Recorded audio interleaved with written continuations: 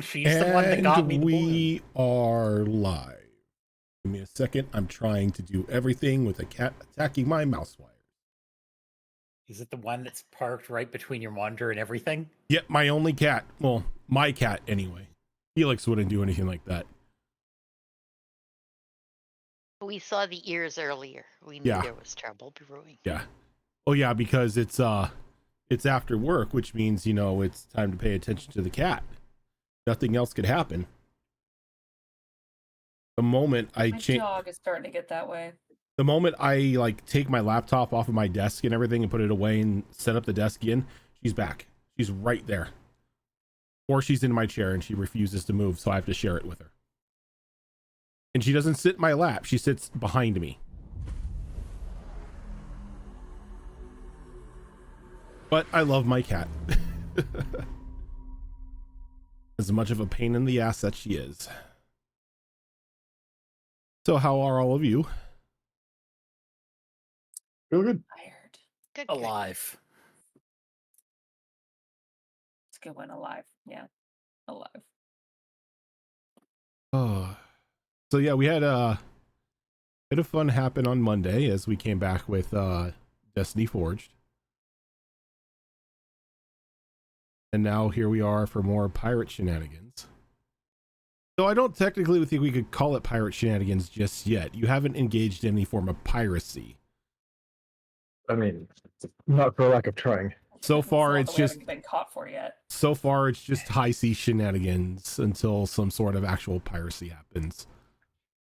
Is I it get even back on the high sea. seas though? Because we've spent like half the campaign on land so far. Well, True. yeah. We're wannabe pirates, maybe. I mean, in our defense, a lot of shit we had to do was on land, so we just need to get out. I mean, pirates do spend a lot of time on land. This is true. Yeah, you gotta have short leave to, recuperate. Bury treasure. Mm-hmm. Is this the right book? Yes. Okay, cool. I was worried I had my work notebook again. So yeah, the last time we left off, we kicked things off with the group in a bit of a situation facing an electric T-Rex that was able to wield a giant sword with its mouth. A bit of a fight broke out between the group and the T-Rex.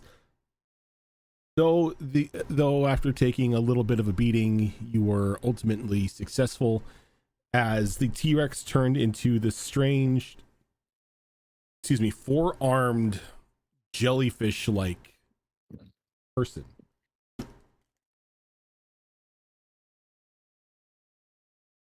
Did I give you a name for him? Scarin. Scarin, that's right. Yeah. Scarin. Yep. Scarin introduced himself as a Zolocian, a creature, well, not a creature, but a people that some of the more underwater attuned members of your group have previously heard about. A bit of a mystery and more of a legend than anything you expected to meet in real life. As it has been said that the only times that somebody will see a Zolocian on land is when dark times are ahead. But Scarin gave you a bit of information that sort of illuminated what the Whispered One was trying to get at over on Echo Bay. The awakening of its siblings in order to awaken their progenitor, a creature buried deep within the oceans in a temple located in the central waters between the Tricorn.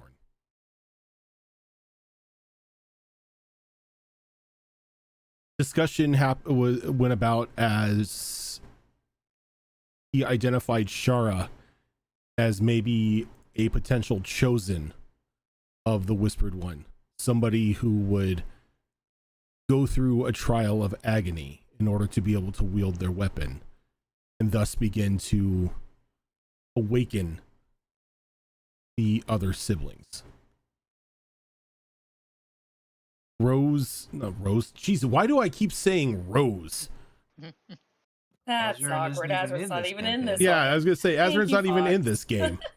Pearl, using the silver compass, was able to determine the direction of where the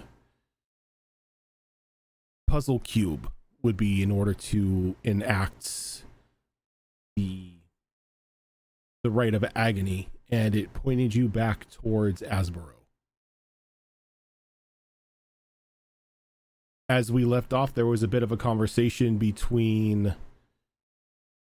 Bryant and the group. No, it was Bryce. God damn it, no. And Esteban, who Jenka was told was a demonic spy, but after a bit of information found that he wasn't necessarily a spy as more as he was a bit of a pawn for a worm-like creature that had latched onto his spine for a bit and got the information they needed to track Jenka's whereabouts.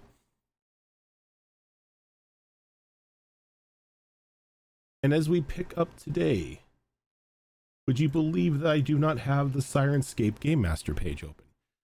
No. Yes, I do. You would be right.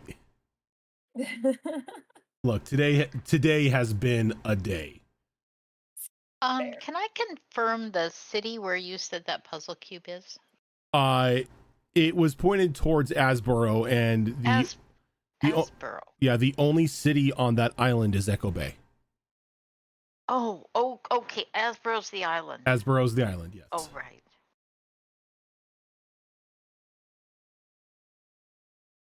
But as we pick up today, the group is now wandering into the grounds of the Parsnip family scrapyard.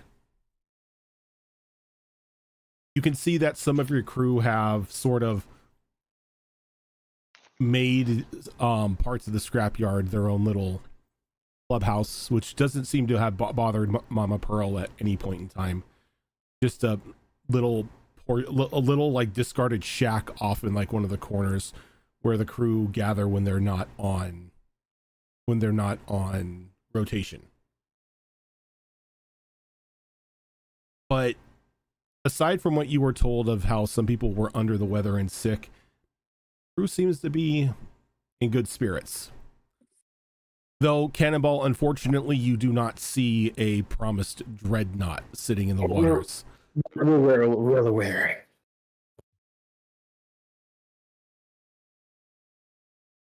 But We have. Go ahead. seeing the return of the captain and the officers, a bit of the crews begin to start getting a little antsy.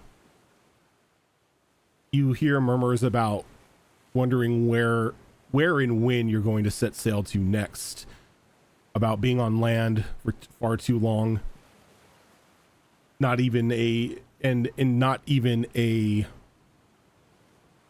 established town in order to spend their coin and spend their time.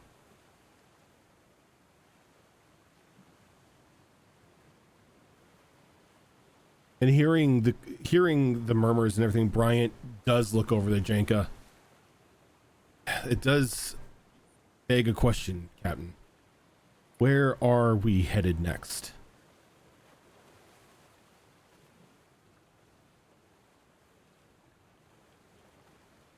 Well, seeing as how everyone was kind of restless for a time, not being able to do anything, I suppose it's time to hit a town to restock and, not gonna lie, get a drink.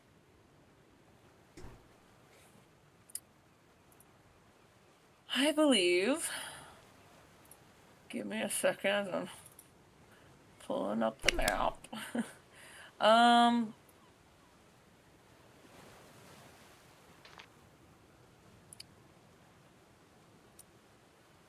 Well, we can make our way to Asboro, but I don't want us to go to Echo Bay just yet. That would probably be a good idea, as the last time we saw Echo Bay, it wasn't really the most inviting place. Exactly. So perhaps we go a little more central of the island, perhaps, and take a look-see there, see if there's any towns.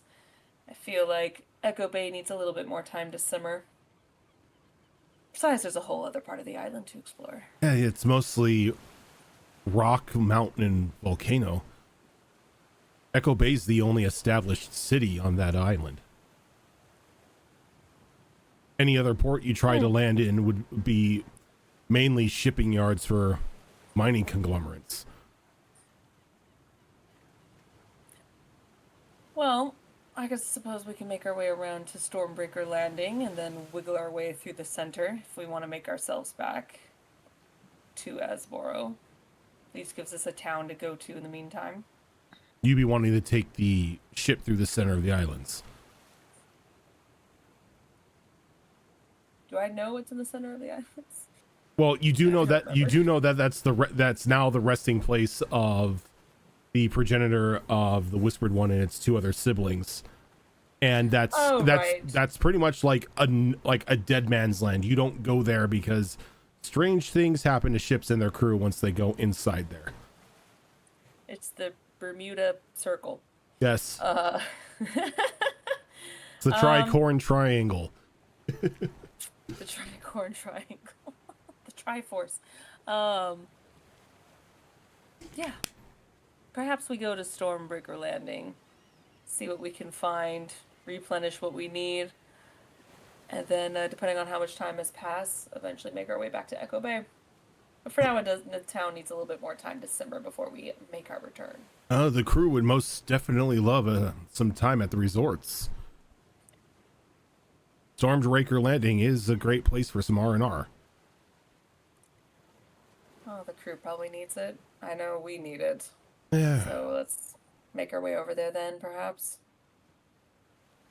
Have you thought of when it would be a good time to return to Tidelight?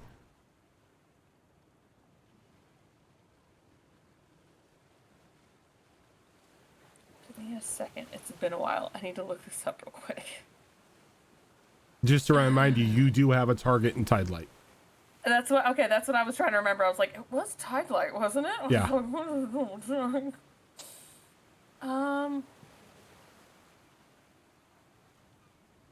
Okay. Yeah. And it has been 24 days since we were last in Tidelight.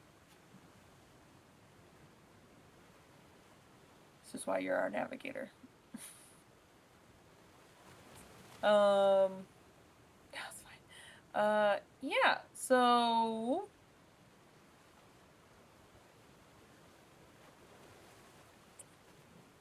yeah, I mean, a lot of time has passed, but for right now, I need to go over some things before we return to Tidelight. Some new developments have come up from there that I need to go over first.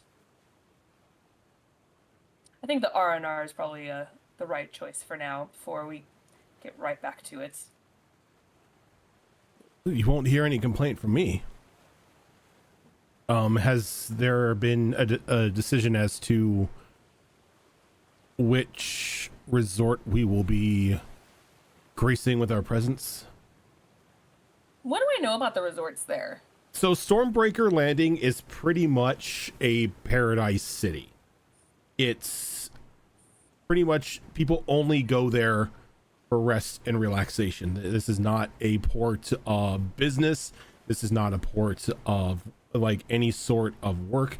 This is beach resorts. This is like exquisite restaurants, brothels, anything you could think of that would be a way to wind down and relax. But the resorts of Stormbreaker Landing sort of act like mafia families. Each resort seemingly controls a part of the city, and they can get a bit competitive with one another. There is a lot of backstabbing. There is a lot of like attempts for corporate takeovers. Land pirates. Land pirates, exactly. Just a different form of piracy. All right. Yeah. When you think But about it, yeah. Stormbreaker Landing is also the only bastion of relaxation on that island. The rest of Everden is nothing but desert. So it's basically Vegas. Yeah, Like a oasis exactly. in the center. Exactly. Thing, yeah. It's pretty much Pirate Vegas. Okay. Which is cool. That's cool. Realistically, I don't think. Yeah, Jekka actually would probably not have ever visited there, so yeah, that would actually be pretty exciting. Okay. Yeah, I mean, she knows pirates. There's land pirates. Just gotta be careful what you say. Don't piss off the wrong people. So with Bryant's. Thank you. I know. I was waiting for you to call him Bryce. I thought you were going to call him Bryce. Yeah, I don't know. I think Billy. I know a Bryce in real life that just my brain goes Bryce. Billy boy. Not you, Cannibal. Get out. Damn. So when he asked which resort. At least you were thinking about me.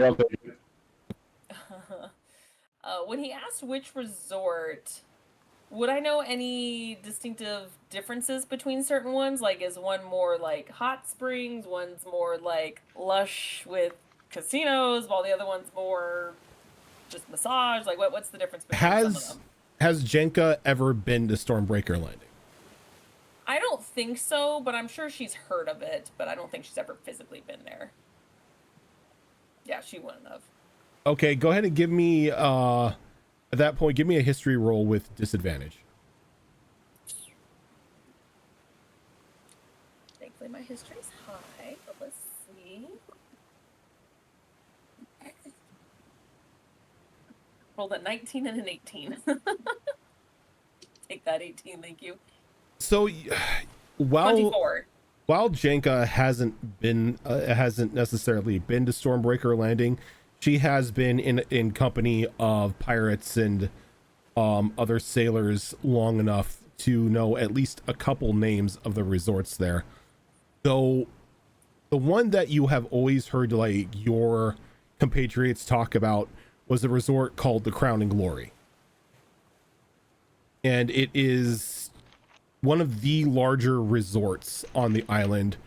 Its family, for the time, is in vast control of the city.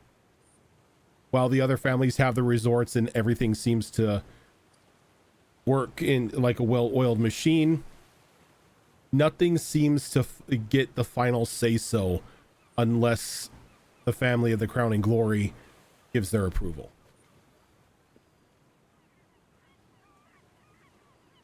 Sounds like they'd be the decent family to become friends with or not enemies of. So yeah, Jenka will kind of think about Bryant's question for a moment. She'll like, the most powerful family there owns the Crowning Glory.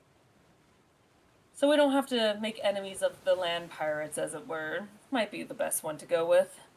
They have the final say so anyway. You won't hear any complaint from me. The Glory seems to have one of the best restaurants on the island. Always Even better. Always nice to go and sample the cuisine, get a few ideas for myself. I like that idea. Though if we are going to go to the Glory, we need to spruce up a bit. They serve a more posh clientele. Not saying there's anything wrong with the way any of you look, but our clothing can use a bit of an upgrade. What were you trying to say exactly? DM saying shopping episode. He kind of looks at you and he's like, Bill, you look Choose words very carefully, matey. you look like something that's been keel hauled for a couple days and then left out to dry. I blame our captain. No, that was before me. Trust me. Fine. Shopping episode it is. Now, we can put that off until we get to Stormbreaker Landing, as we don't necessarily have to go right to the resort. There is a lot of shops and boutiques, bars, restaurants, anything you can find throughout the city. I was gonna say it's not just resorts. It makes sense. There's shopping centers and whatnot. Oh, it is a thriving city, no doubt. Though you can bet that anyone who lives there in one way or another is loyal to one family or another. Now, you don't have to worry if we go and we say that we're staying at the Crown and Glory. The most that anyone will do to us is try to convince us to change our reservations to another establishment. Guests are specifically off limits when it comes to violence, unless they try to steal from the families or cause a ruckus themselves. You are under the city's protection.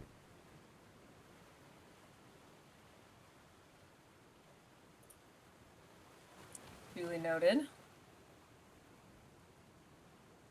We'll make sure we're on our best behavior. I'll remind Shara no bar fights. What if somebody else starts it though? I think until further notice, just don't. Because in the end, they're just gonna get in trouble, and it'll make us look better. Once we're in, by all means, have a fight. What if the barkeep says it's okay? What if they don't explicitly have a sign up that says no fighting? I could just see Shara just walking up to the barkeep. He's like, "Excuse me, can I beat the crap out of that guy?" Again, I would hold off until we have a better inn. Now, if the barkeep says, "Yeah, sure, fighting's permitted," and he's not lying, then sure. But until you hear those specific words, no. Just for a day. I will do my best to keep it to self-defense only. I think self-defense would be okay. Just to clarify, because I feel like I have to clarify, when I say for no fighting for a day, I mean when we're on the island shopping that day. That day. So I can fight before that day, and I can fight after that day. Yes. Okay, you got yourself a deal, Captain. Okay. I don't want to say, for a day, and a day goes by while we're sailing, and then it's free game. I don't want that to be... I feel like I have to specify because that's how you think. That's fair. Yeah. All right. Well, we still have... Actually, I think at this point, if I remember correctly, I think it's like afternoon or evening when we originally fought them before the T-Rex before we teleported back here, I think. Yeah, it's about mid-afternoon.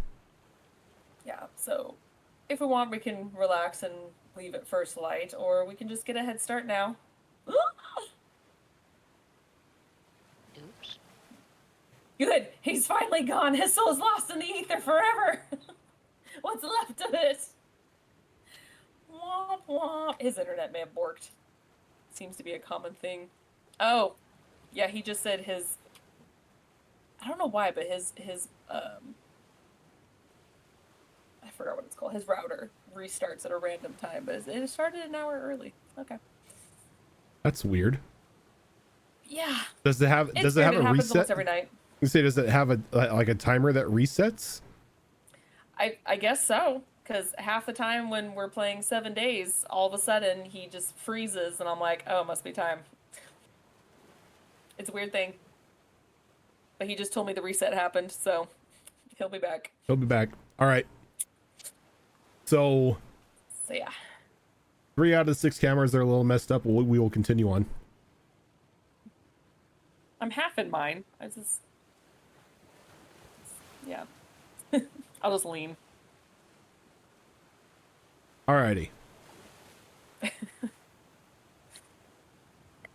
So Bryant hearing the decision that the next course will be plotted for Stormbreaker Landing, he goes and he shares it with the crew, who are very vocally and visibly excited as most of them begin to pick up double time stocking the ship and getting it ready for travel.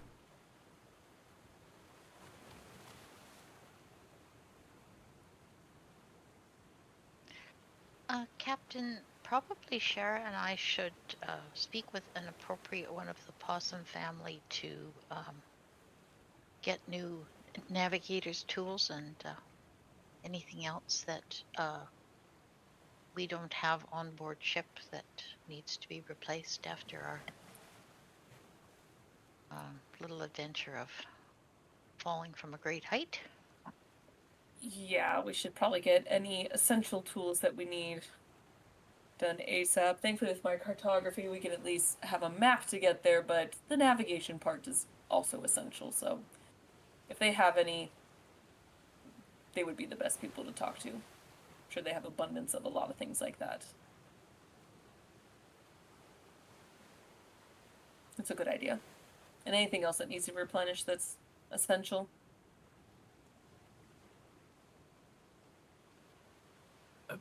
Captain, real quick, back to the whole like resort thing.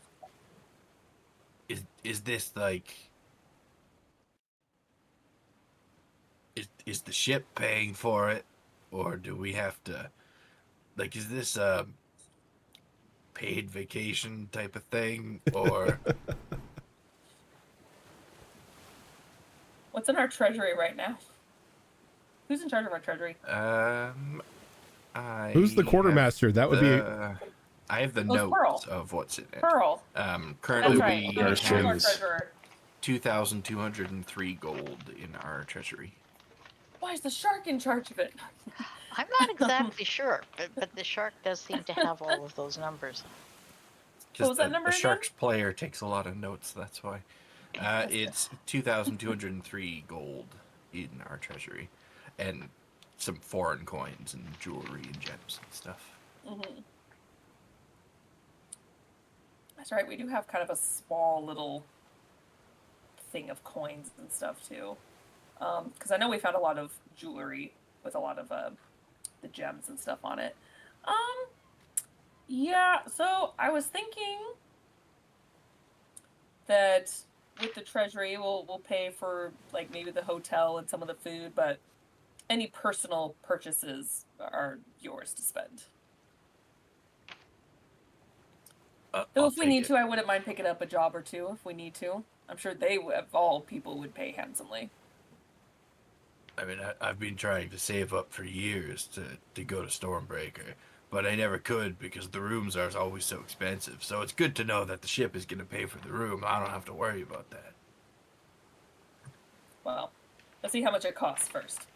But you I don't already have to said, be in- you already said, Captain. Thank you, Captain. It's very generous of Cover the you. rooms and the food. so. Like, you already put it out there in the world. Those of you who are familiar with Stormbreaker know that hotel rooms based on where you are staying can range from anywhere from 25 to 100 gold a night. Okay, that's fine. Yeah. It's like, we don't have to be in the ritziest hotel with a suite and everything with a view, but we don't have to, you know, go to the Motel 6 or anything like that, so. I don't even think that exists there now that I think about it, but still. It's like yes, we will use the part of the treasure for it. unincorporated hotels. Yeah. They're just like the seedy Motel 6. The mom and pop shops. Yeah. Yeah. The places like, that yeah. I always stayed at TwitchCon.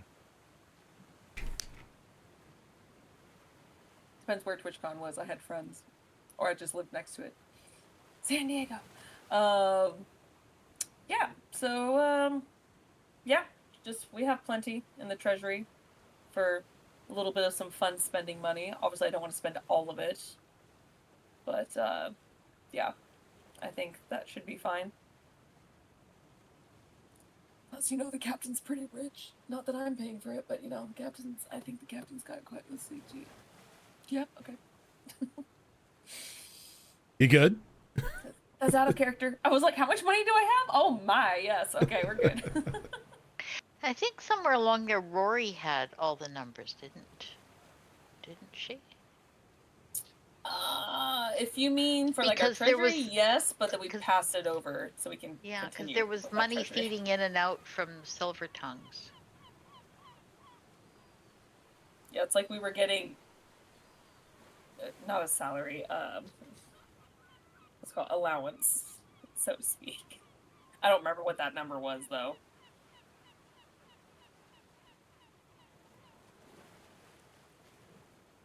All I know is we've got plenty to go to the resorts. And by the way, if you go gambling, your own money, please.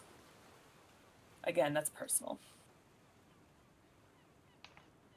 Gamble to your heart's content.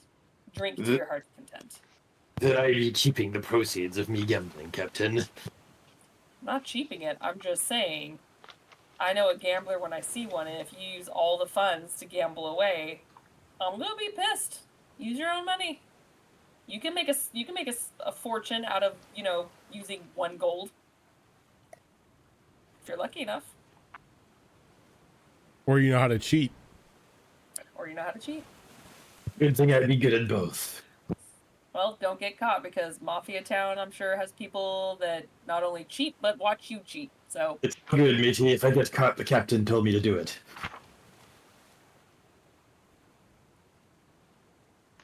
You can see Cannonballs being, like, obviously sarcastic about it.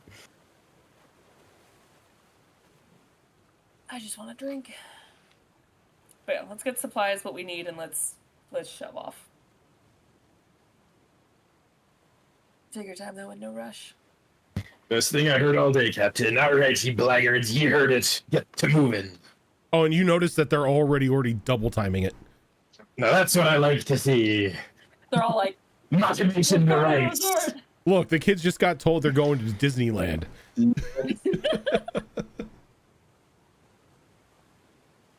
Cannonball kind of looks back at Jen Hondo and he says, "You know what, Captain? I don't think I've ever felt this useless."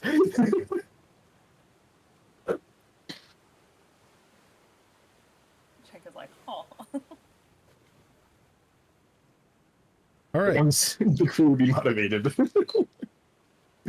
Y'all get a piece of candy if you do this. Okay.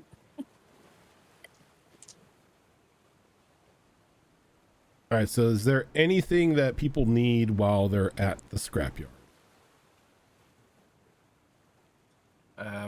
Replacing Pearl and I are going to replace, I imagine, our navigator's tools if we can. I think that was the only important thing that I had that got damaged.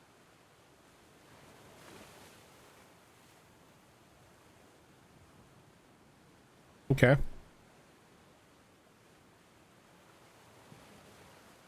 Yeah, I can't imagine that my herbalism kit got damaged. Crushed maybe, but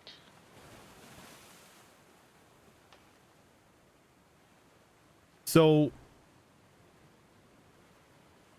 Mama Plum sort of thinks for a moment.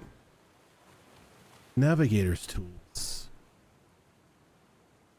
Well, we sometimes find them in wreckages, but unfortunately we haven't really gone out just yet, what with the talk of the sea creature and the wanton destruction of our jungle neighbor. But you're happy to look below, or you're more than welcome to look below if you might have a set of tools down there. Yeah, I'll take a look, because we do kind of need those if we're going to be setting out again. I'll come with you, but you've got to promise that if there's any pictures, you're going to be ready to put them on the floor before I'll, something I'll jumps at toss me. them on the floor before they catch you. Okay, I'll go with you then. Okay, so you two are going to head down into the basement. Yep. Okay. What of the rest of the group?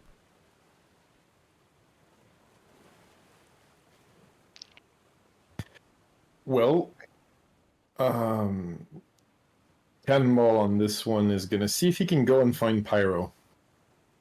Okay, so you're going to go find Pyro? Yep. Alrighty. Jenka, Muir. There's nothing that I particularly need at this point in time.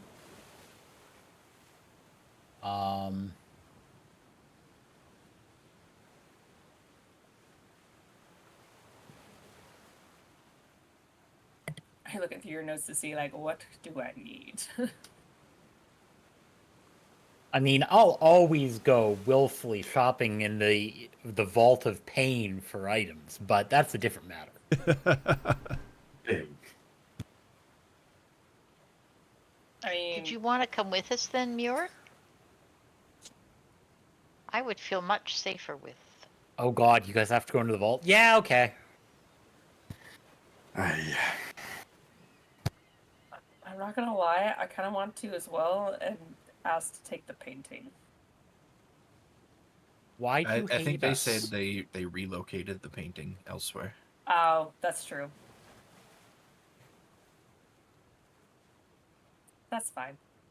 You know what? Just for general curiosity, and realistically, Jenka doesn't really need much of anything, but she doesn't want to just sit there and do nothing. She'll go with them. All right, so is this a group small a group excursion minus Cannonball?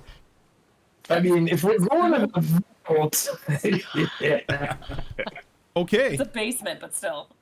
you know what I mean. So the entire group heads down into this basement. Again, it's a combination of welcoming but eerie at the same time, as so many quasi-magical items close to one another tend to resonate a jumble of energy and emotions amongst one another. Cannonball's gonna take a nice deep breath. I love the smell of magic in the morning.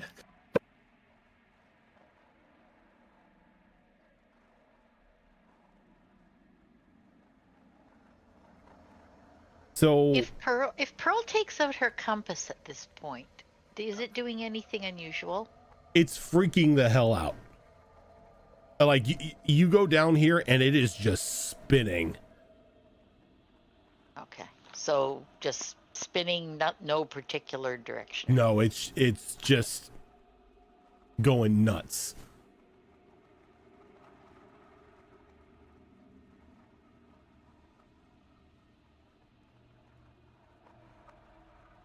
As you go down, you are once again standing amongst multiple tables with just a jumble of random items, branching corridors into other rooms that are just almost filled to the brim with items that the possums had identified as possibly magical and extremely dangerous.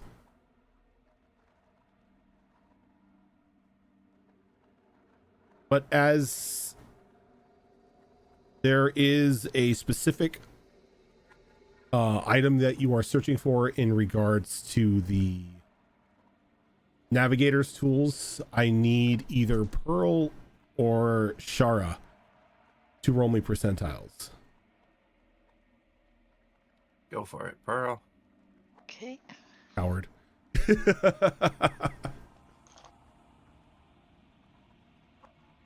See, if I get someone else to do it and it's bad, I'm blameless. Well, except that you said, go for it, Pearl. Yeah, Just you could've remember, said though, that no. at Pearl's height, she's mostly focusing on the lower shelves. 51. 51. So, focusing on the lower shelves as Pearl is, you do find a strange box. It's got the outline on like the top of it, just the etching of the shape of the tricorn. Box itself is like the islands, the like islands, map. the islands Okay. themselves. The box itself is pretty hefty, almost about the size of a small suitcase. Though along one of the rims of the case itself, it does say, you can't necessarily make out all of it, but it's there. You see a very exquisite bee,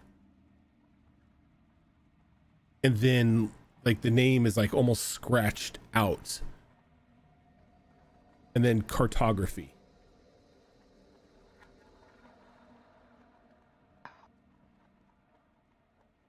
Well, this looks interesting.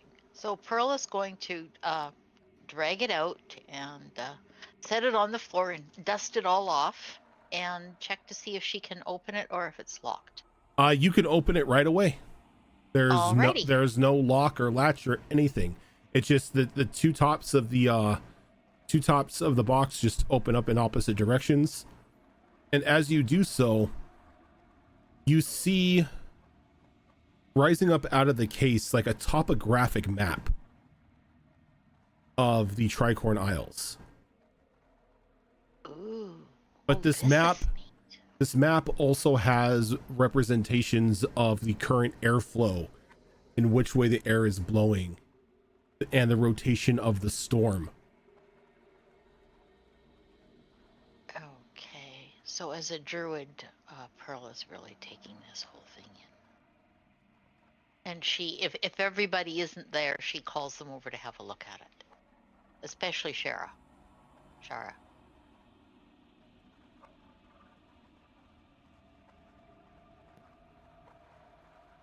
What do you This got there? looks- Well, I don't know, but it looks like it would be a tremendously useful replacement for what we don't have, or what broke.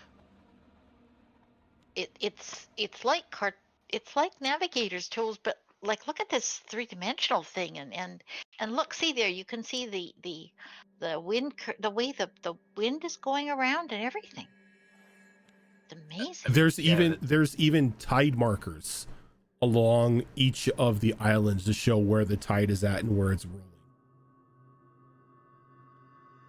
It's like That would be really handy for plotting courses. Do you think it's accurate to like what's actually happening, or do you think it's just a toy? And as you're talking, you see a ship just appear and begin passing by the area, probably a good 25 miles out, to see where you're at. on this map. On this map, it just, the ship appears, and it's and you can see that it's moving along the water, and then it sort of begins to turn, and then it just vanishes again.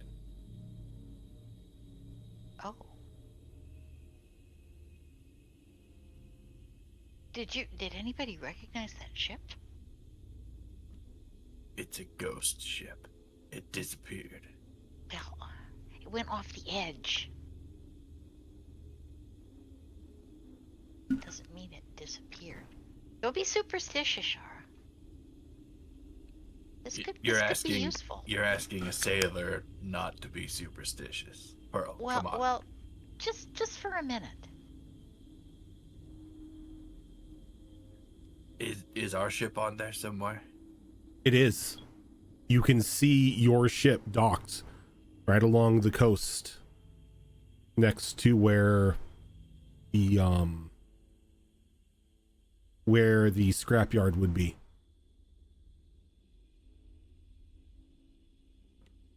Oh, this. See, look, there's our ship. Yeah. I'm starting to think it's not just a toy. Oh, how could we test it out? How far out, like looking at this thing, looking to see if any other ships appear on it at any point. Um, is there like a radius around us to where it's showing ships, or is it just showing like all ships in the Tricorn? From what it looks like, it's showing all ships within a 25-mile radius of where this box is at right now. So, Shara, do you think, like, if we had this with us and we sailed somewhere else, do you think where we sailed to would be at the center then?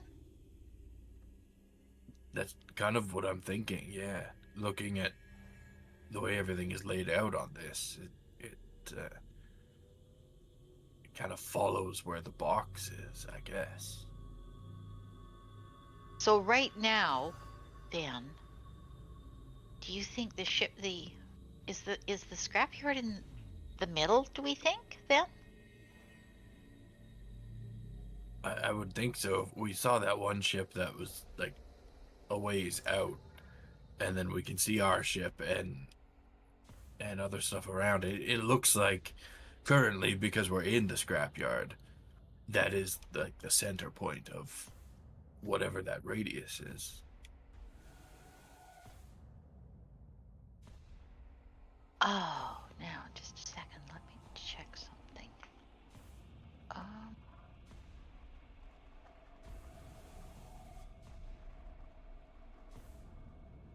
okay.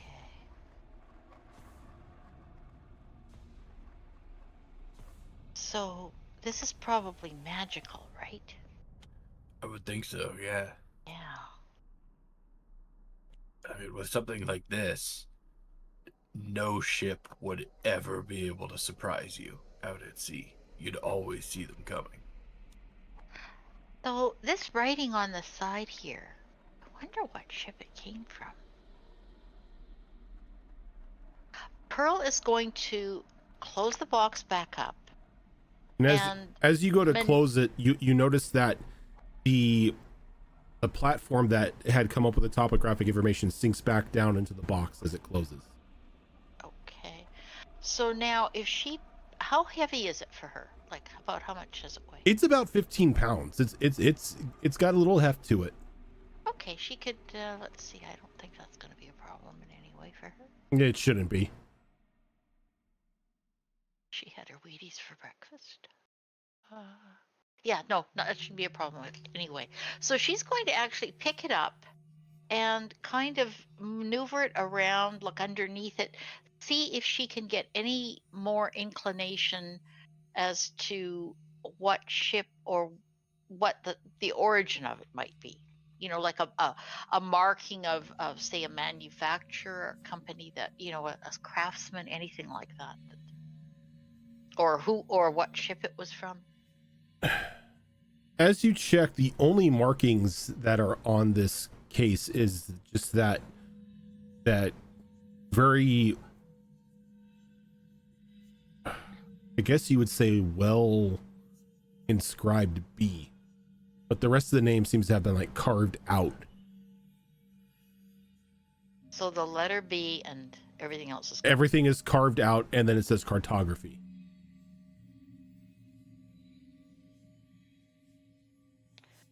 Well, I'm interested in this. What do you think, Shar? Should we see if we can Yeah, convince absolutely. Mama Plum to give it to us, or sell it to us? If we could like mount it by the helm, the wheel, so that the helmsman always has eyes on it. And of course, you know, like make it removable in case we have to take it with us. But like have a platform or something for it right by our wheel on the ship. That would be. I think trading companies would literally murder people to get their hands on something like this. Well, that's the only thing that worries me a bit. But do you think if we also were able to find sort of a mundane set of navigator's tools that we could have this, and then if there was a chance that someone we didn't want to know had, like if somebody, there was somebody we didn't want them to know we had it, we could kind of tuck it away and, have our regular navigator's tools out. Yeah, I don't see why that's not something that we could do. I mean, I'd want this for sure, but Yeah.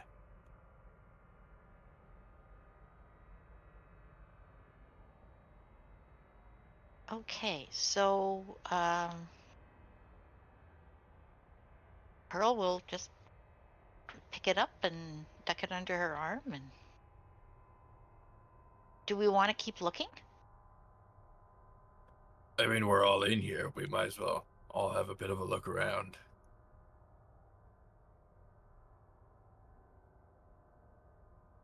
You can look higher, Shard. Do you see anything up on those higher shelves that might be of use? Like, navigator tool wise, or just neat shit that I want. And as you're having this discussion, when you mention having a look around, you feel like a little bit of like a surge of excitement kind of like pass through the room.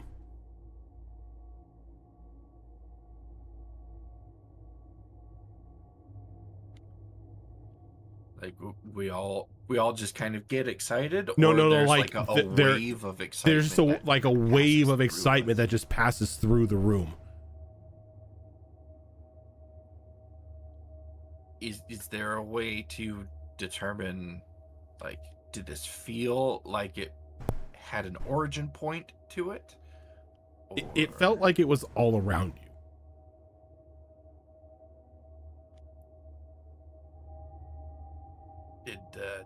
Did anyone else feel that just now? Well, I'm pretty excited to get my hands on these navigator's tools here. But feel what? I don't know. It was like a wash of excitement. Yeah, but like, I don't know. It almost felt like it was not my own excitement. Like, I was feeling excited, but like the room was excited, but like everyone in the room is excited. You can, like, when you're at a party and somebody says free drinks, that type of thing. Okay. Do I feel this? Everyone felt like just this wave of excitement pass through. Anyone who's down there. Yeah, I guess even in addition to this lovely box, yeah. I bet. And it happened right when you said to have a look around. So I think we Well, should start looking. Absolutely. Why not? Sounds like a fun time.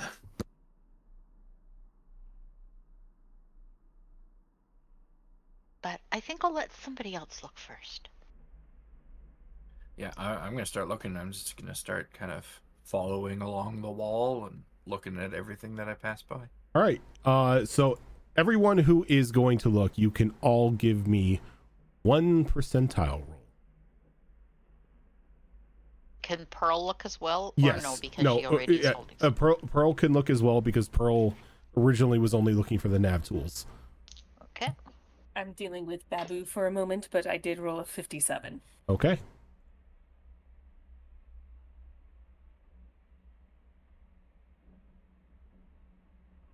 It's down.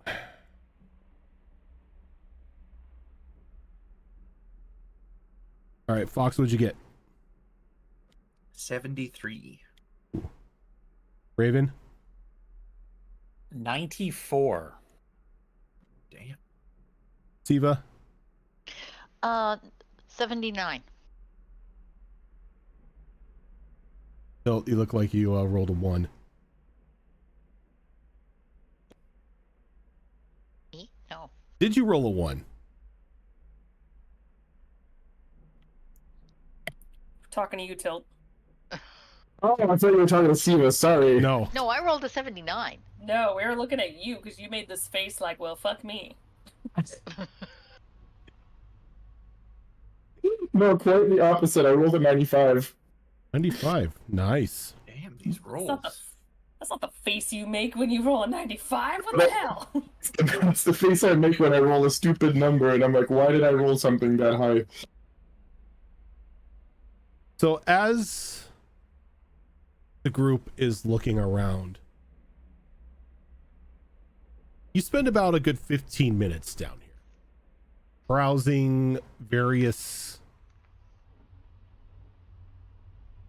aisles, various tables, looking through piles of junk here and there. And one by one, you all come back into the central thoroughfare where a single table now lays with a few items that are just sort of sitting there. These weren't here when you first arrived. The central aisle looked very different. It looked like it had multiple tables and a large clambering of items. But now in here, you see 4 distinct items.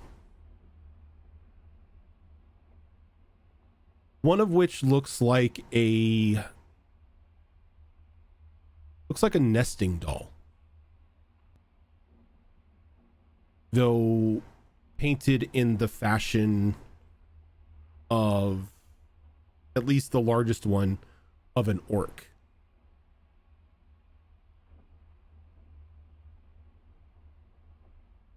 Next to that is almost looks like a pewter tea set.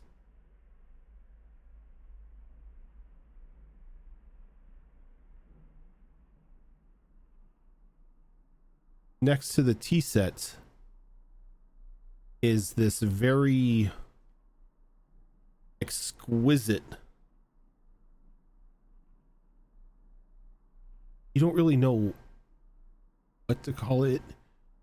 Cannonball, you may have an inclination of what it may look like. It looks like the revolving cylinder for a firearm, but just the cylinder. Interesting. And next to that is this very nondescript brown looking sack. In the opening of the sack already open, and you can see that there are these strange, like, off-color gold coins inside of them. A small handful Oh my of God, if them. those are Bimmy cones, I'm gonna be pissed. Bimmy fun tokens. Son of a bitch. Okay. Well,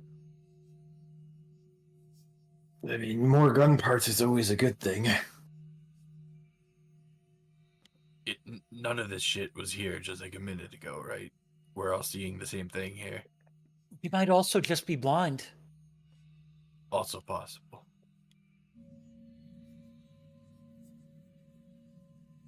So, yeah. I thought the room looked different when we came in somehow. But Is there anything else that I would notice about these gold coins? Like, is there anything engraved on them or anything about them that I would recognize? Looking at them from the just like from the inside, they look very nondescript, but at the same time, the off-color gold is a little captivating.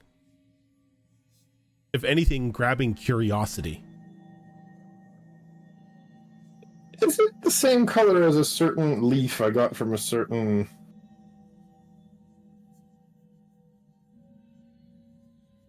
No, this this looks almost as if whoever minted this coin used some sort of metal that was a sort of combination of gold and something else. Oh, maybe like made an alloy out of it. Yeah, it was just like an alloy. It's just like it's gold, but it's off.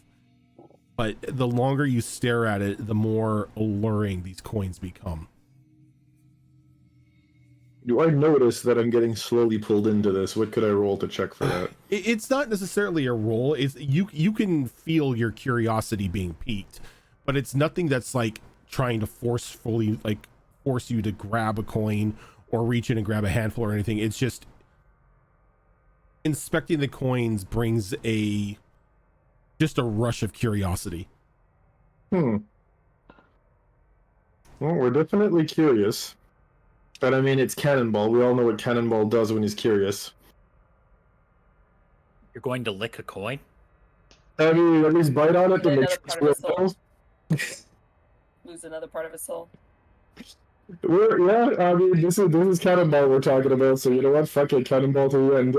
We're gonna first of all we're gonna take a look at that revolver chamber, and I mean, Okay. Cannonball does have gunsmithing, so do you want me to make you a gunsmithing roll real quick? To see if there's anything special about this thing that I would recognize or pick up on or anything like that. It's strange that the revolving cylinder is the only thing here, though.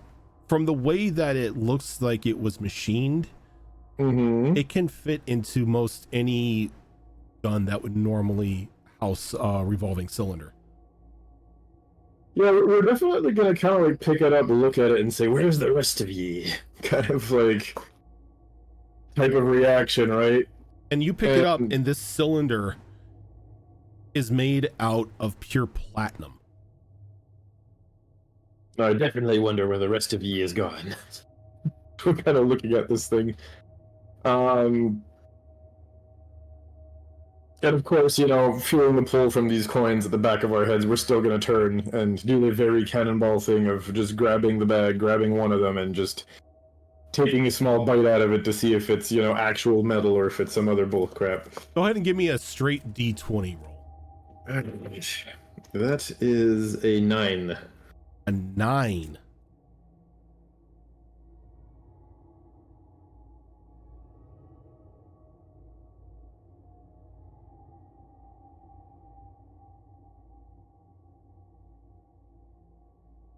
So, Cannonball, you reach in, and as soon as you pull the coin out, like an emblem of a moon appears on it. And as soon as it's there, it like wisps away into dust.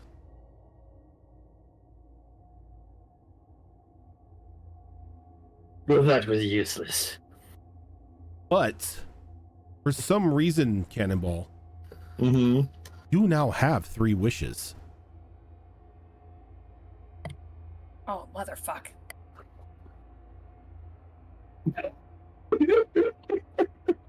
I don't trust it. It's probably, yeah.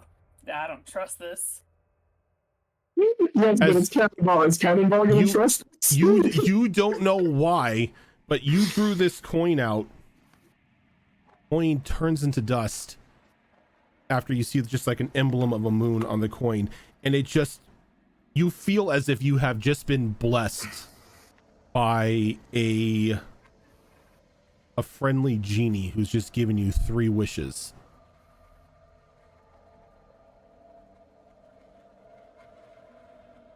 Is there any form of like, this is hard to like explain, but considering my overexposure to all the weird supernatural crap we've been dealing with so far, is there any way Cannonball could check, for lack of a better term, some vibe check or another here to see if this energy is familiar to him? Has he bumped into this, like if he recognizes the energy of the entity that this would be associated with?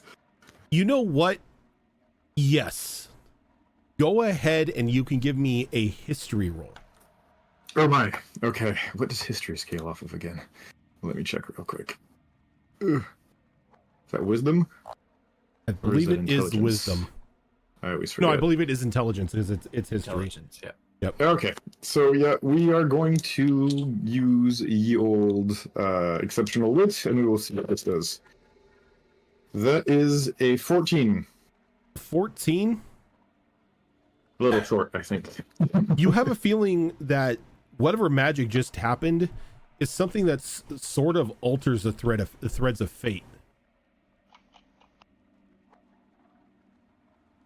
And you know that there are fate spinners out there, hags that can seemingly alter the destinies of those they come across, for better or for worse. So this definitely feels familiar to me. Yeah, like you pull out this coin and you just feel just fate magic, for a lack of a better term.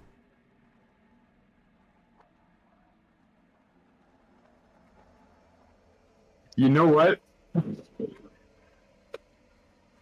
I'll make my wish later, but I know exactly his first wish. Oh no. It's Cannonball, I'm sorry. It's not even me. It's the character at this point. I know exactly what the hell he's wishing. What is he wishing?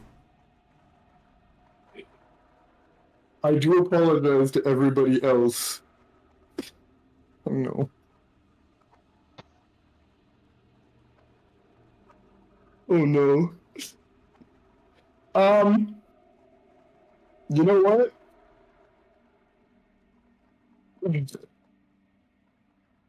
See, the player knows this is a bad idea, but the character would do this. So I do apologize. Now we're just waiting. You stall it now. No, Oh no. Yeah, wish number 1. I wish Zetrot had upheld his end of the bargain. You wish the Trot would uphold your bargain? Had upheld his end of the bargain with regards to the Dreadnought.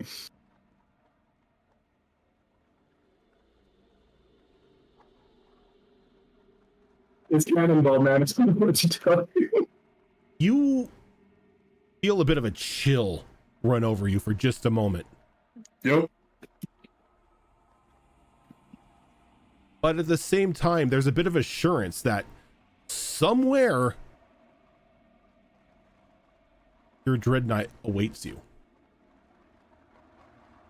Not to be a role lawyer, I had specifically told Zetrot that the Dreadnought should be parked outside near the near the scrapyard. Oh yes, I know, but it's not parked outside. No, it's fine. I'm just joking. I don't expect it, but yes, I got you. But like Okay. you feel that your Dreadnought awaits you somewhere. You know what? Cannonball, take the reassurance, and we'll save the other 2 wishes. And this is I'm an sorry. audible wish that everyone can hear. Sure. And when Cannonball says it, everyone sees him sort of like glow momentarily with a little bit of like moonlight around him. And then it fades. Cannonball's gonna, like, after feeling this work, Cannonball's gonna turn back to Jenka and he's gonna say, Captain, What? I think you have 2 more wishes. Is that what the hell you said out loud was a fucking wish? What do you mean? Look around. We're all staring at you. We heard what you said. Aye. What about it? Who's the Trot? Who is the Trot? Captain. Yes. Remember the eyeball thingy stuck in me chest? The one that wasn't there? Oh no, it's just an illusion, figment of my imagination because I was being called dumb? Yes, I remember. Yes, just like that devil that you signed away the whole souls of the crew to. Yes, that sort of thing, exactly. What? Oh yeah, thanks. That was unwilling. Mm-hmm. Well,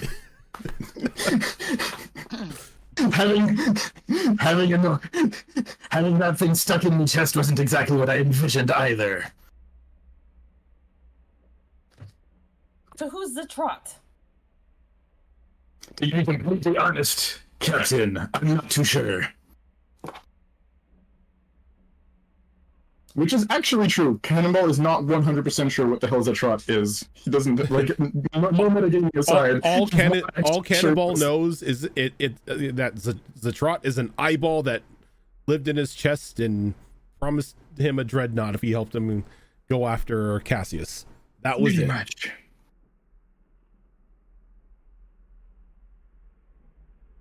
Have I ever heard Zatrot before? You would have not. Very few people would know who Zatrot is. When Rojan wanted to make Zatron a cameo, he just ends up showing back in this thing way too So- much. What was their end of the bargain then? Well, Captain, it is me pleasure to announce ye that somewhere we be having an extra ship awaiting us. Oh, great. I'm sure it's on the up and up. Sure. Well, Captain, there be one thing I must say. Should this piece of the bargain be upheld, I believe your title may or may not upgrade from Captain to Admiral, as I believe that means a fleet. Oh, hell fucking no. More and more, Jenka is regretting their decision to become the captain.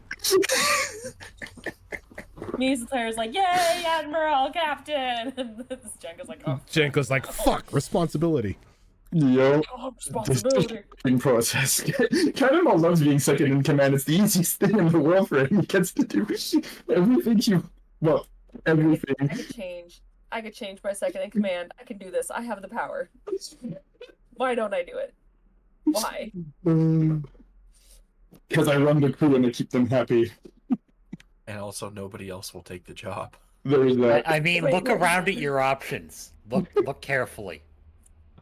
I got Bryce. Bryce, huh? Bryant. Nice try. The Goliath, you know, that's just hanging out. Yeah, Bryce the Goliath. Uh-huh.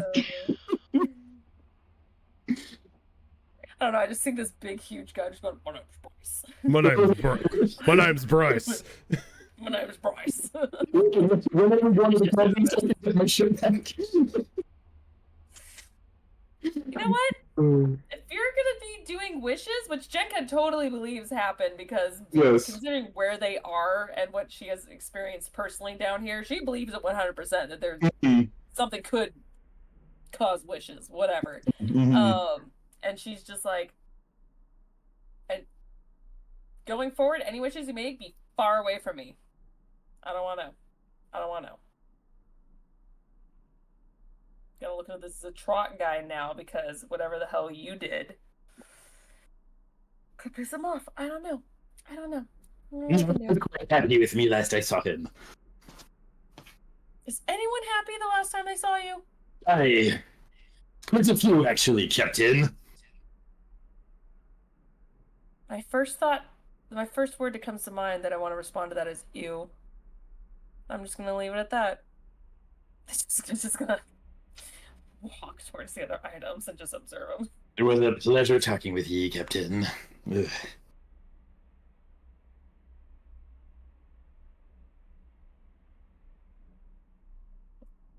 Alright. I'll let the other high-ass number go first. Oh no, this isn't in order or anything. This is just what appeared. No, I know. It's just a matter of I'm just kind of letting everyone else pick right now. Oh, well, as I do know what I was looking for, are there any,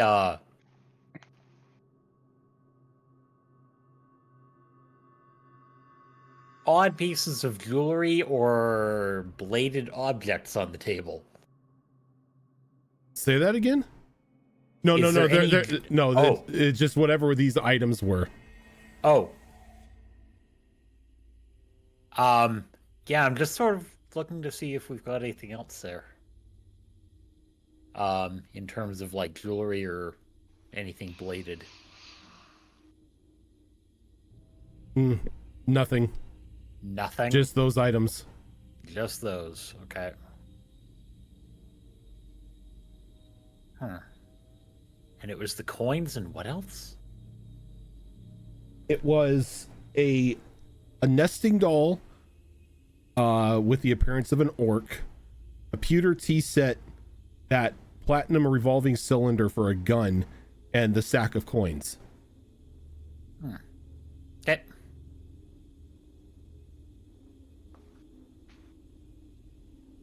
Well, nothing immediately appealing there, but that's okay. don't think Mir would know what to do with the tea set, even if he had one. I can't picture him with the tea set either, to be honest. Barbarian with a tea set. Don't. No. I feel like the tea set is right up Pearl's alley. Well, except Pearl's a coffee drinker, but she is quite intrigued by the You could make the coffee in a craftsmanship. teapot. You could do coffee in the tea. Oh Yeah, no! It's cappuccino. It's cappuccino. Espresso. There we go. Smaller cup. It's just a French press waiting to happen. See?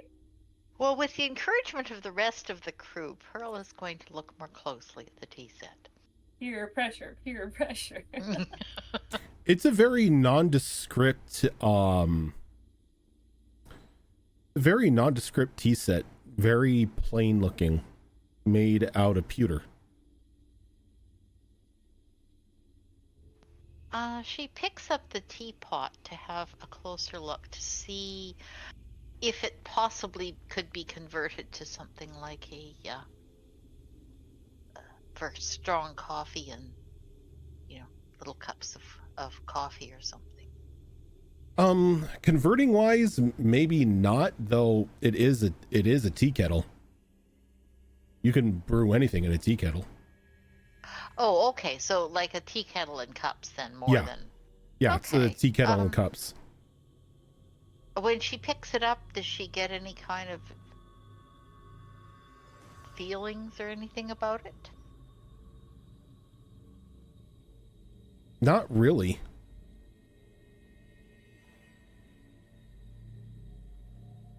There's something off, but not really magical, maybe?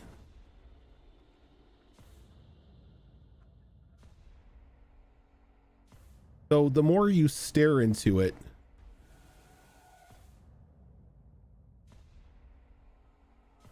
the more you feel that if you were to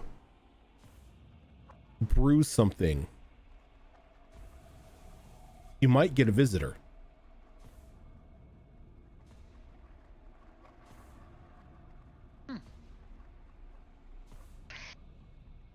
Is it something that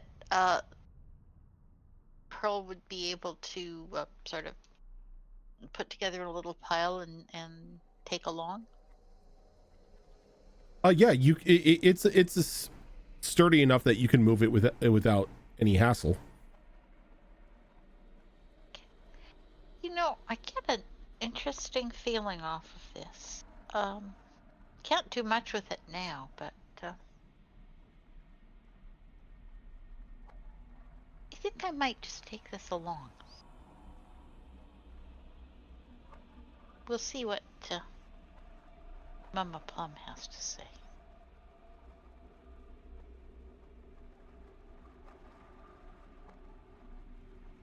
Obviously, I can't brew anything here. So. Not with that attitude. Well, no, but I mean, I would, it wouldn't be the place to be brewing tea, I wouldn't think.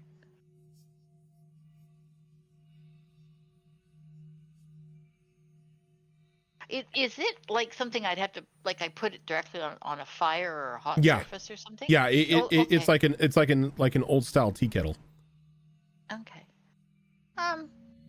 Maybe Bryant and I can investigate it when I get back on the ship.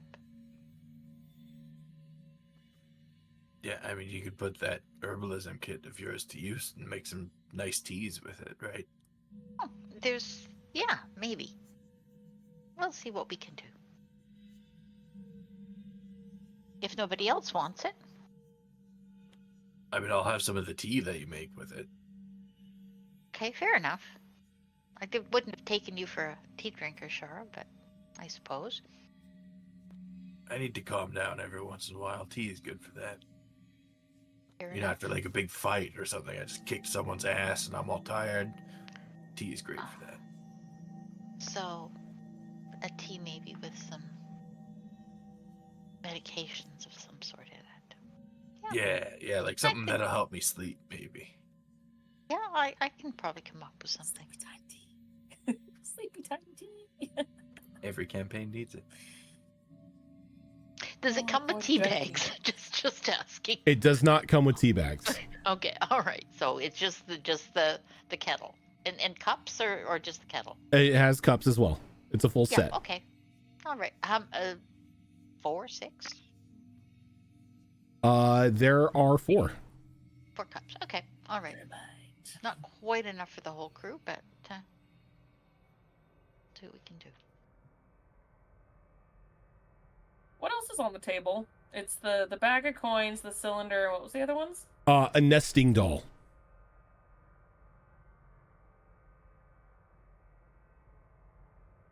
If no one else will, fuck it, I'll try the nesting doll.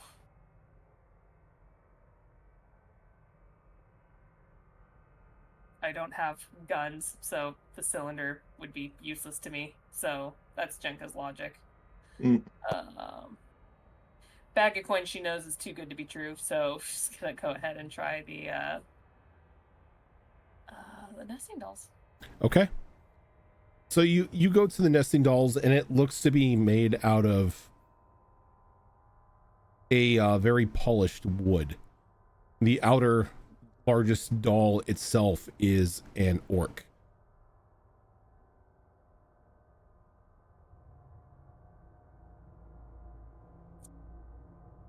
I mean, Claire loves an orc, so sure. Yeah, let's get a read on this and kind of see if there's any markings like underneath it or anything at all before she even attempts to pop it open. Doesn't seem to be any sort of like artist signature or anything like that. Just the nesting doll itself. Before you pop it open, let's go ahead and take a quick break here so we can get up, stretch our legs, get something to drink, and we will be right back.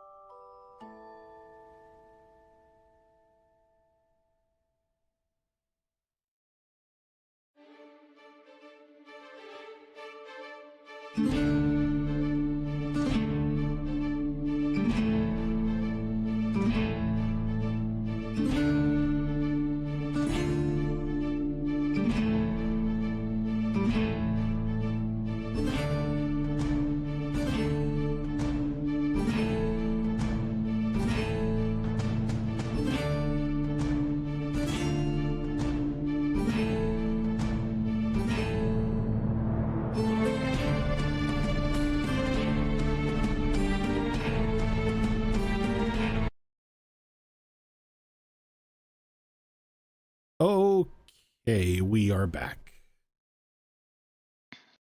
Hurrah! A row. So those nesting dolls.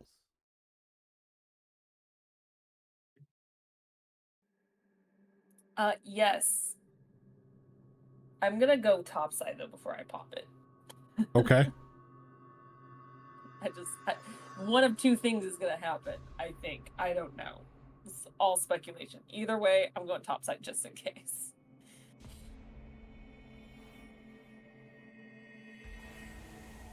Okay. So you walk up topside with the little nesting doll in your hands. Mm-hmm. And I will chop the first piece. See what happens.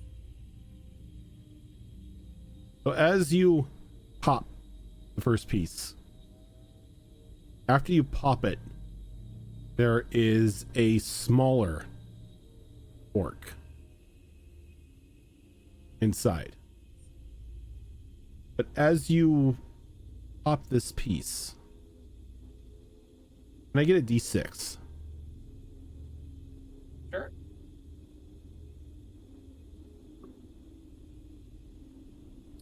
Six. Okay.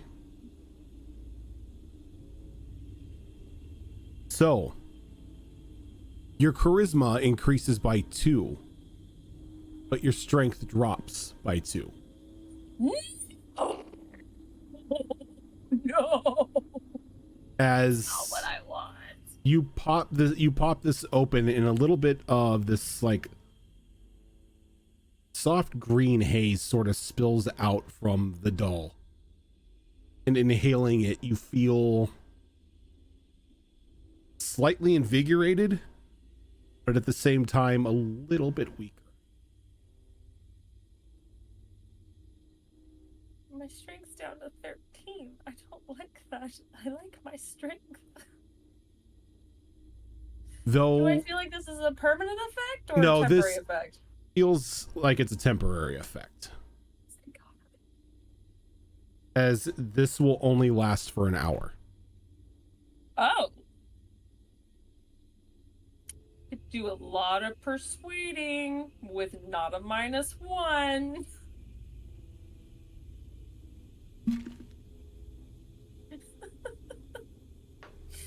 Okay. Jenka quickly gets the sense that with each Russian doll, there's gonna be some sort of change, although she has a feeling that with each doll, it's gonna get more intense, higher, the number will be higher. She doesn't know, but she'll find out. So, yeah. She's gonna kind of look and go, huh. Interesting. Put it back together. The top piece back on. And as you put the top piece back on, the effect ends. Oh.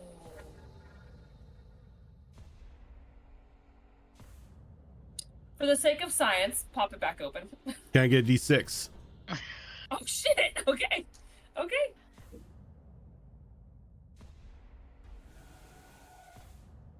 Two. Your dexterity increases by 3, but your wisdom drops by 3. I'm okay with those. And I need a Constitution saving throw. Yeah, okay. Okay. I'm waiting for this to, at some point to become permanent. Yo. You know what? I'm not gonna lie. This would be fine. This would be fine. Are you sure that's wise? Maybe it's not Captain? fine. That's a 13. You are going to take 1 point of exhaustion.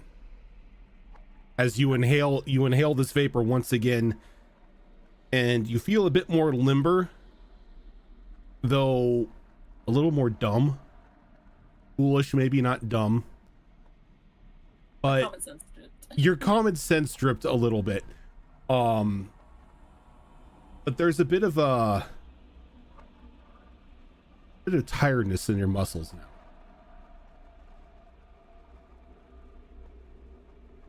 Okay.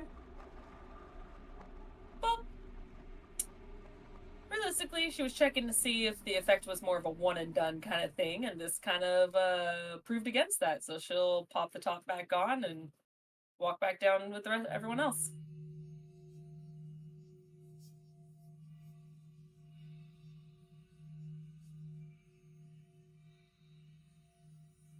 Have fun with your doll, Captain.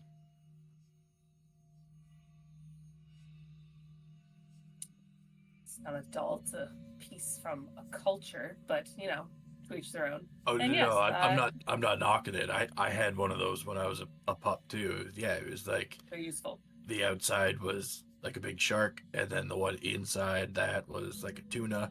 Then inside that was a mackerel, and inside that was a sardine. So it was like the food chain. It was a lot of fun. That's actually really cute. I like it.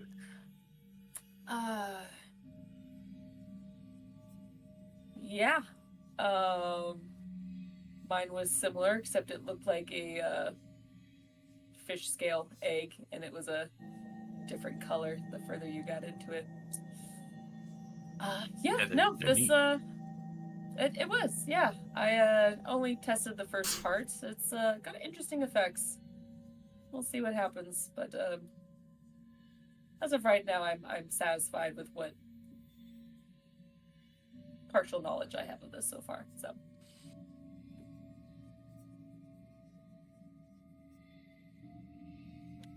I like this. I like this nesting doll. So we had Jenka take the nesting doll. Pearl took the teapot. Cannonball. Did Cannonball take the whole bag of gold or just some of the gold out of it? Oh, he did pick up the bag and try to chew on one of the coins, so I'm assuming he's still holding it, but he didn't claim exclusive use of it or anything. Did you grab the cylinder as well, since none of us probably even really knew what that was? Sure, I'm sure I can find a use for it to power somebody's something up at some point. Just want to make sure we're not leaving anything behind. And we Look fit it to everything. one of the cannons. I mean, reduce and large is a thing, right? Yeah. That's Yeah. disturbing and unfortunate. Well, I mean, that's basically that cannon that Tickles gave to Rose, Rose? right? Why Yeah. can't I hear? It had I a can little hear button. Raven, but I can't hear Raven. Probably Do you muted. have Raven muted? No. I can Hello? hear him just fine. No, Raven. We can hear Raven. Yeah. It's okay if you want to ignore your own child. I get it. I have days like that too. Can I do a sound check? Hello?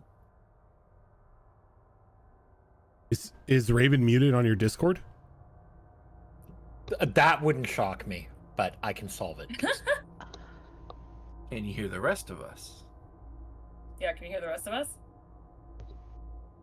Oh, I'm gonna take Maybe that as that's a no. Did the battery die in the headset? Can you hear me? Because I seem to have totally lost my sound. Yeah. I hear can you. hear you. Yeah. Headset battery probably died out. No, Raven because to the the mic's rescue. attached to the headset. No, it's okay now. It's back. Oh, It's Weird. perfectly fine. Hi. connection issue maybe? It He's coming to help felt anyway. that Raven was on his Oh. way. Yes. Yes. I will come over there and nope, I'm working. Angry Threaten Raven tech support technology to with the a good rescue. time. No, it just cut out and then it came back. I have Weird. no idea. Nope, we're good.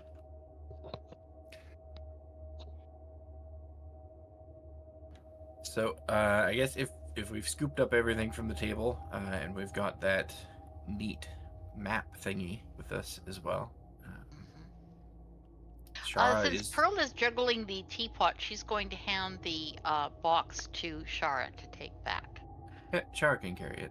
And suggest that perhaps, given its importance, and if we'd like it at the helm, that maybe we could have the twins, the possum twins, make some kind of a holder for it. Yeah, that was my thought as well. Have like a podium or something installed on the ship next to the wheel that'll hold it and hide it if we ever need to. And Pitter and Patter cool. Pitter and Patter let you know that they can get that done, no problem. Right on. So as we're leaving the vault area, because I have rolled for this every time we've gone in here, Okay.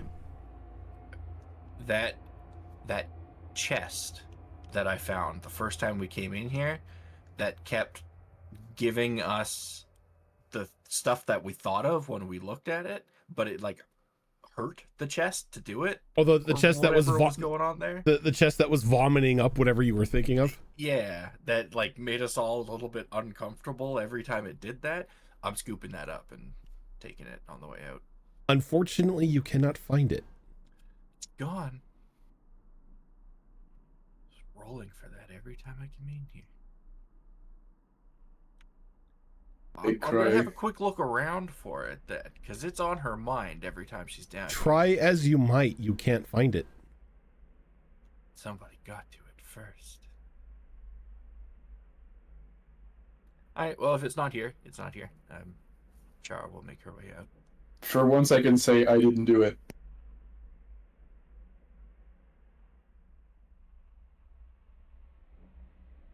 Because Pearl is a bit wary, as Pearl, I think she would be looking around to see if there was any large paintings. None that you can see. Okay, good enough.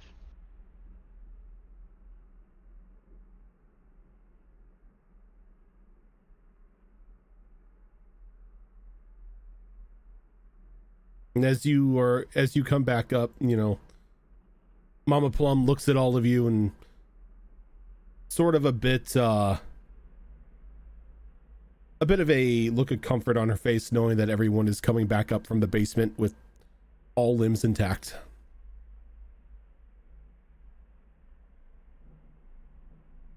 So I take it you found what you needed.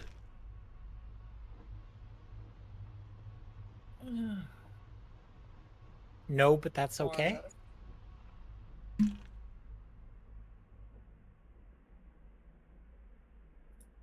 I think we found really, considering our initial objective was navigators tools, perhaps we did better than we expected. This set we have here, do you know anything about where it might have come from? We what set? The navigator's tools or The navigator's tools.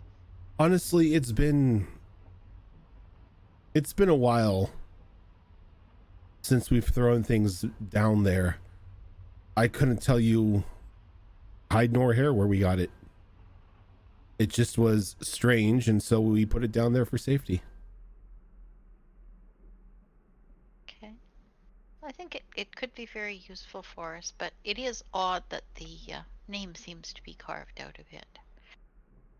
And do you know anything about this teapot? Or no? Like I said, we just put stuff down there when we salvage. If it feels like it's strange or dangerous or both, we put it down there for safekeeping. We don't necessarily catalog most of the things we get that from.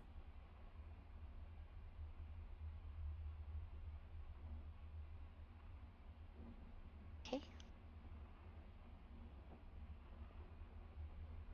I'll let you know how the teapot works out. And she gives you a nod.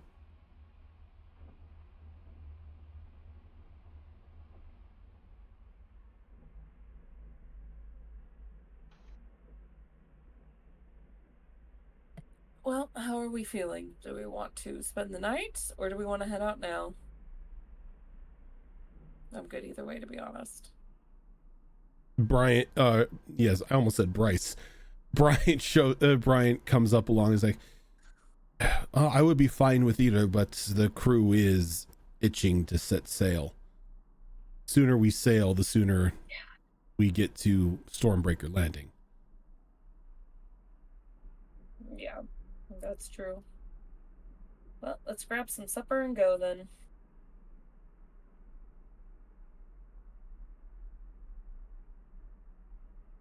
Thank you for the. She turns and looks at Madame Plum and everything. Goes, thank you so much for helping us and guiding us and having your children escort us partway into the forest. We really do appreciate it. Oh, of course, dear. Anyone who's a friend of Bryant is a friend of mine. You seem to be a good bunch of good beans.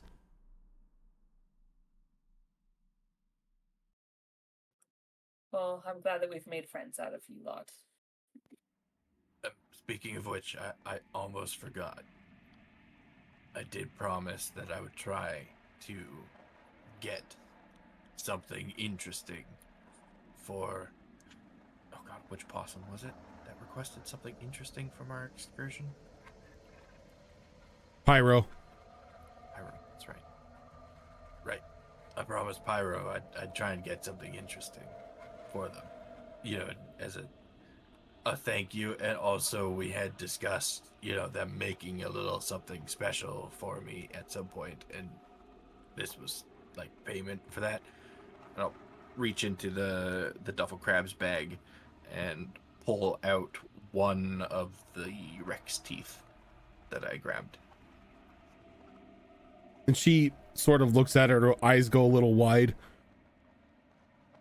He will most definitely like that one, but I'm afraid him and a couple of the other boys are out and about exploring the newly formed Badlands where that jungle was. Yeah. I was actually kind of thinking that we probably made it back before they did. So I was just going to leave this here with you. If you want to give it to them, like on my behalf, that would be... Just go ahead and leave it in near Pyro's workshop. I'll let him know it's from you. Okay, cool. Do you have like some paper or something that I could write down what I wanted them to make for me? Because I never actually told them. We were like, you know, in the middle of going to some like crazy ancient temple or something at the time, so we're a little bit distracted. But I had mentioned that I wanted a thing, and they were like, yeah, I can do that. So I could like write it down and leave it with the... She walks into the kitchen and she gets like a little notepad and a quill and just hands it to you. Nice, okay.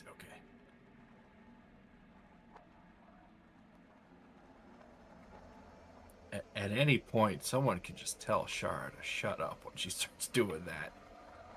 Just put that out there. I'm just saying, this is entertaining as a player, so...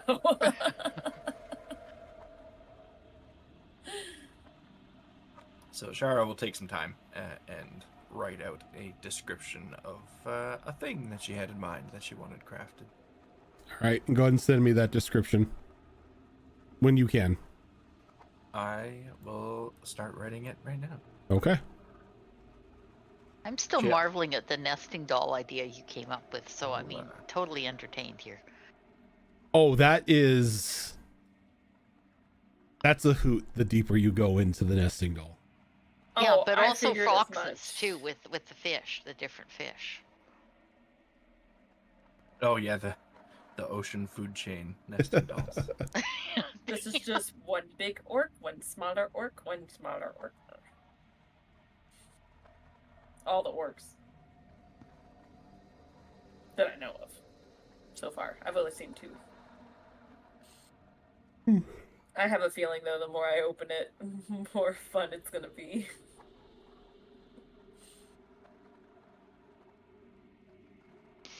Okay.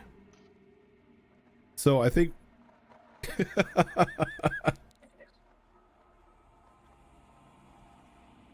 so the crew... Too hot to wear? So you decide to go jacket? Just as hot? You got it. Oh, God. Okay. So the crew gathers up onto the ship. Pitter and Patter have already erected like a small podium to put the topographic map that you now have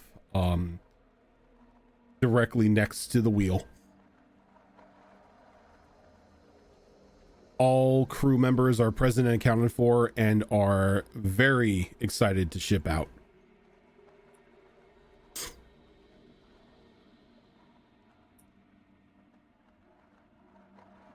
Becca could go into mom mode saying, like, now if y'all don't do your chores, no one gets to go play.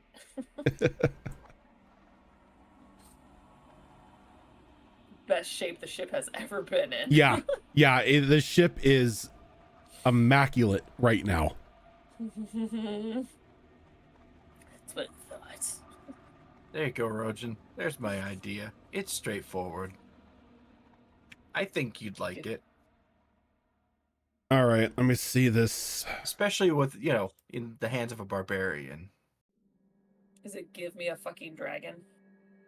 Love it. I'll work on Get it. a dragon, everyone. Nice. Do I have creative freedom? 100%. Okay. Most definitely can do this. Oh no. I already have the design for it.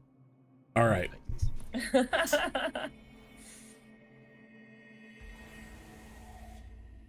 So, who is going to pilot the ship right now?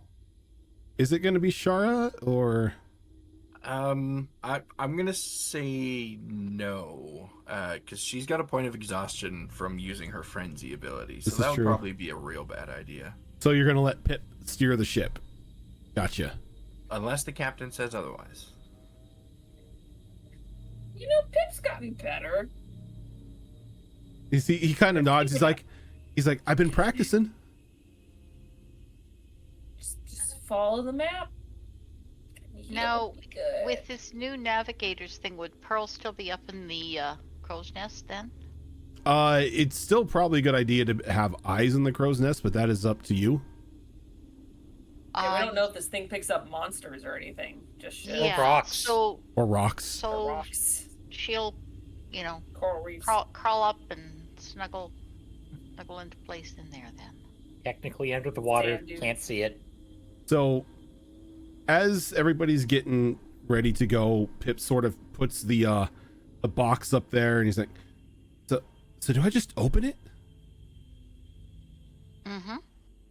And Yeah. he sort of opens it, and the topographic maps slowly slides out. Though, those of you who are near the wheel begin to notice that a series of runes appear around the outside of the case and begin running down the podium and then quickly spread across the ship,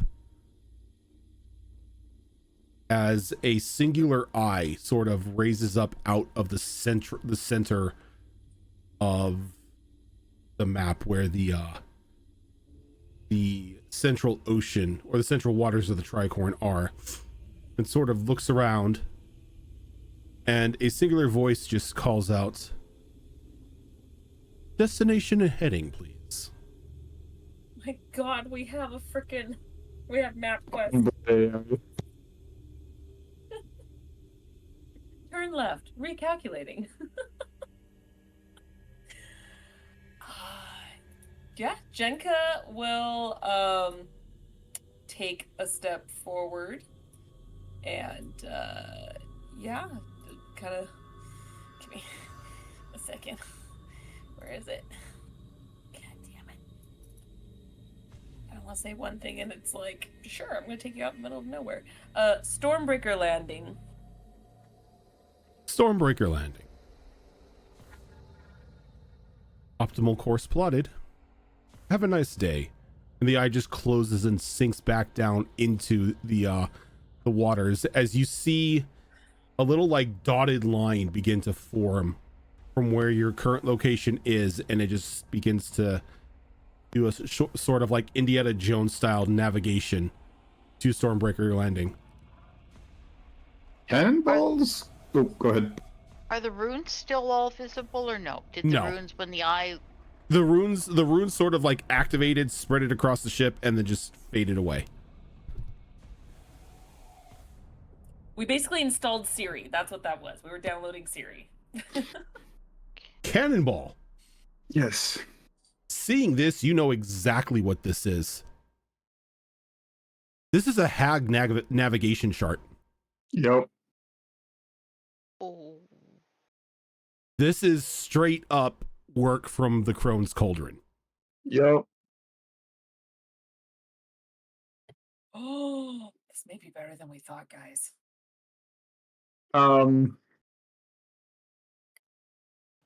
Captain. Yes. Two things. Okay. One, he's going to point at the map. That be Hagcraft. Okay. Do with it as you will, ye be the captain. Second, but personally I recommend burning it. Second, he's gonna look at the captain and he's gonna say, I wonder if that be what Ravon's company uses to get out of the fog. Or something similar to this gizmo. Hard to say. Might be an interesting question to ask it at a further date. So do you want me to wait to ask it, or do you want me to burn it? That'd be your decision as a captain, Captain. Begging your pardon, Captain, but I don't think we found any other navigator's tools besides this. It's not like we can't find navigator's tools in a town. As this conversation is happening, Pip's already bringing the ship out and beginning to take you out to sea. Of course. He's going in the right direction, right? Yep. Okay.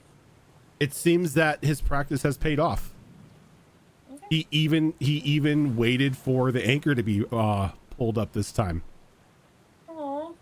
He's learning. This is character growth. This is NPC character growth. Okay. All right.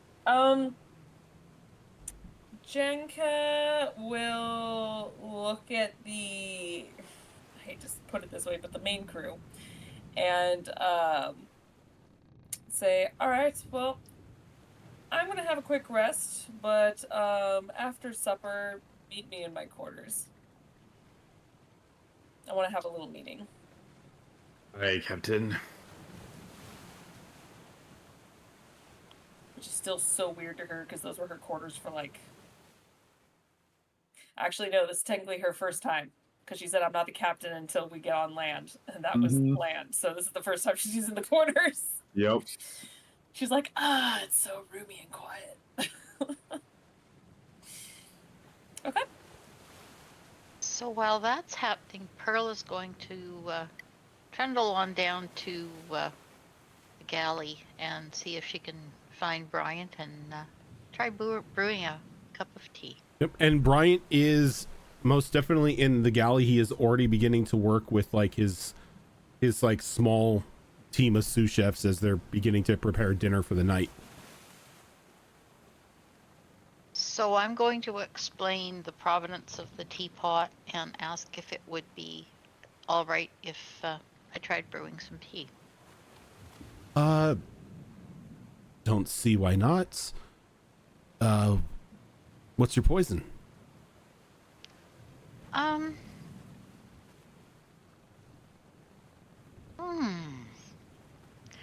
about something, herbal that I could put lots of honey in? Okay, I think I've got something like that. He sort of like rummages around in like a box underneath one of the counters and brings out a small bag of like loose tea leaves. That should work. Let's give it a try. Okay. So I'm going to set about making a pot of tea with my new teapot. Okay.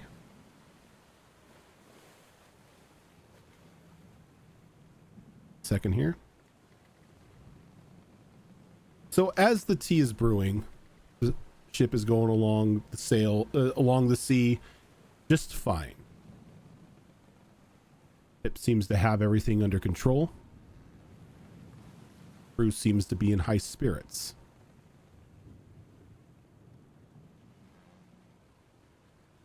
Jenka, as you're in your captain's quarters, there's a quick shadow that sort of flies by the back window of the quarters.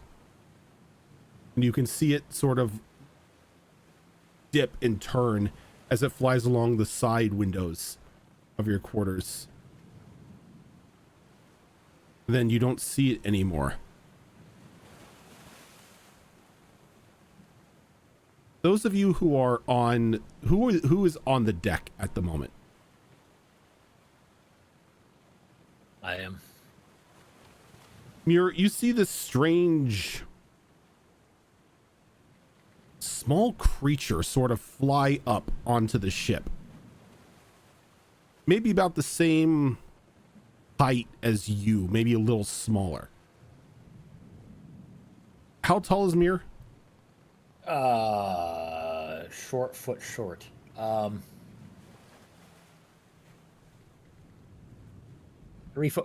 3'5", yeah. So yeah, this is roughly around the size of Mir. And it's got these large ears that sort of like poof out from like the side of its head. A little like pushed up nose. Little bit of like leathery skin and like white fur around its face. Dressed in just like this loose flowing tunic. As it just lands and pulls in its the wings underneath its arms and begins to just very nonchalantly walk across the deck, making its way to the galley. Not a crew member I recognize, I assume. Not really. Looks like to be a rather large bipedal bat. Yeah, it's kind of. As it's walking by, excuse me. Oh yes. Who are you, and why are you on our ship? I was invited for tea. What? By whom? I don't know. Somebody was brewing tea in my tea set. Oh. They invited me. Yep. Okay. Story checks out.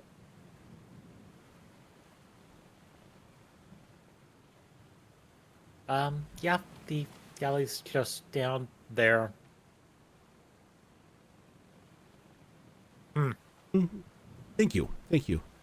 He sort of plaps about, like her feet are just like plapping about the deck as heads down into the galley. Not the strangest thing I've seen today. So, with the tea made, Pearl is going to pour herself a cup, offer one to Bryant, and then she would be heading back up to the... And as soon as you turn around, you see this little bat creature just sitting at one of the tables in the galley and just waves to you. I hope I'm not hello? late for tea. Tea. She'll pour, because I've got 4. Yeah, I'll pour a cup of tea. Do I know you, and do you take it with honey? Oh, very sweet, please. And I don't know, I don't think we've ever met before. Though you were brewing in my tea set, so here I am. Okay. I found the tea set. I'm a druid, and I thought, it might be handy to be able to brew tea for the crew. Sometimes they like little something to help them sleep or whatever. Yeah. And your name is? Matcha Gray. Oh, okay. And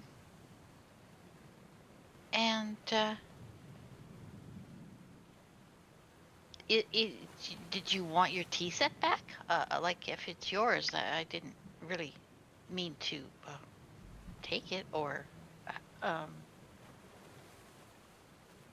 No, it's yours. You found it. It's just when anyone makes tea, expect me to show up. Okay. So, what do you? Well, here's your tea. Oh, oh my. Um, I'm just going back up to the crow's nest. I'm supposed to be on watch. Did you want to come along? Oh yes, I've never seen a nest of crows before. Oh, okay. Where are you from? Oh, here and there, to and fro, up and down. Okay. When you're not having tea, what do you do? Oh, I'm an explorer, a treasure hunter. Oh.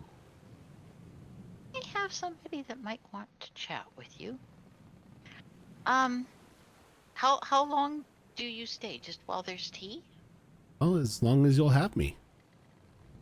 Though I am drawn to my tea set. Okay. Well, the captain's resting right now, so The if you'd captain? like to just Are you pirates? You see like a little twinkle in their eye. I wouldn't call us pirates exactly. Yes, we are. Shush. How about adventurers? We're adventurers. Oh, Like that? I do like adventurers. Okay. You Well, seem I'll to tell you find what, the shiniest treasures. but you're not familiar with the crow's nest, so you're not usually on ships. Then. Normally after they crashed. Normally Less after people. they crashed. More Okay, dead things. Do you eat dead things? Well, doesn't everyone? Oh boy. How about we'll just go up to the crow's nest and I'll introduce you to the captain later and we'll decide where we go from there. Sure. That sounds like fun. Just don't touch anything, okay? You just come up. You're small. Oh, don't We'll worry. fit in the crow's nest. Don't worry. I may be a treasure hunter, but I respect people's property. Okay. Well, you come. You stay with me. We'll go up in the crow's nest. Great view up there. You'll like it. And then after, when we have our meeting, we'll decide where to go from there. Okay. And she just follows you up the crow's nest. So where's the ship from? Where are you heading? And any good treasure yet? Yes, we have. And actually, I really shouldn't probably tell you where we're going without the captain's permission, if that's okay. So. Oh, is it a How secret? about I'm not sure if it's a secret or not, but how about we're heading that way? And she points the way the ship is going. I can see that. Okay, well, that's where we're heading for now. Gotcha. And, We are going that way. yes, yes. Until we're going a different way. I see. Okay. And Pink. you know, I don't want really to say too much more till the captain knows you're here.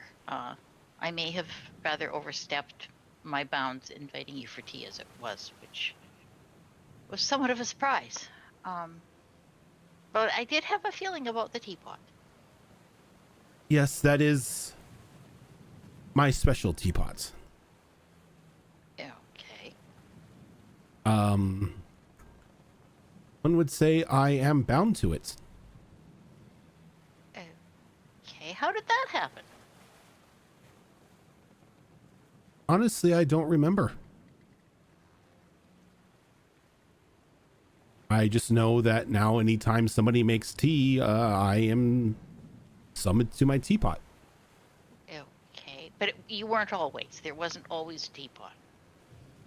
Well, probably not early in my life, but now, yes. And just the one teapot?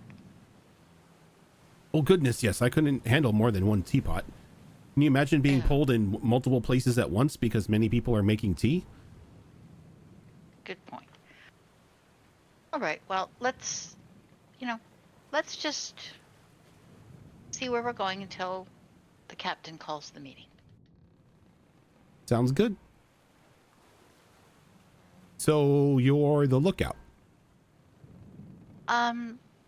Sort of. I'm one of the navigators, and it's my watch, so I'm Ah. watching for things Have you that are in the path of the direction we're going. have you seen anything interesting? Other than you, no.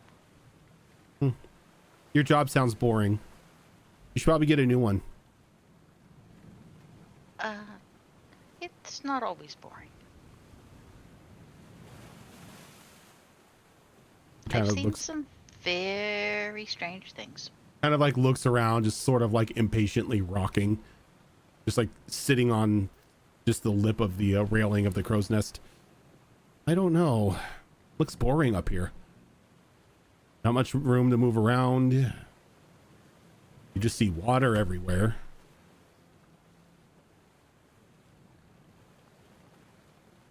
Yeah, I think you should change jobs. Well, this wasn't what I used to do, but it's what I'm doing right now. So Ah. You should try treasure hunting. It's a lot more fun. well, that's why I think it might be interesting for you to talk to a couple of the people at the meeting that we're going to have. Will there be tea? I can make more tea for you, yes. That would be wonderful. So where's your captain? She's resting in her quarters right now.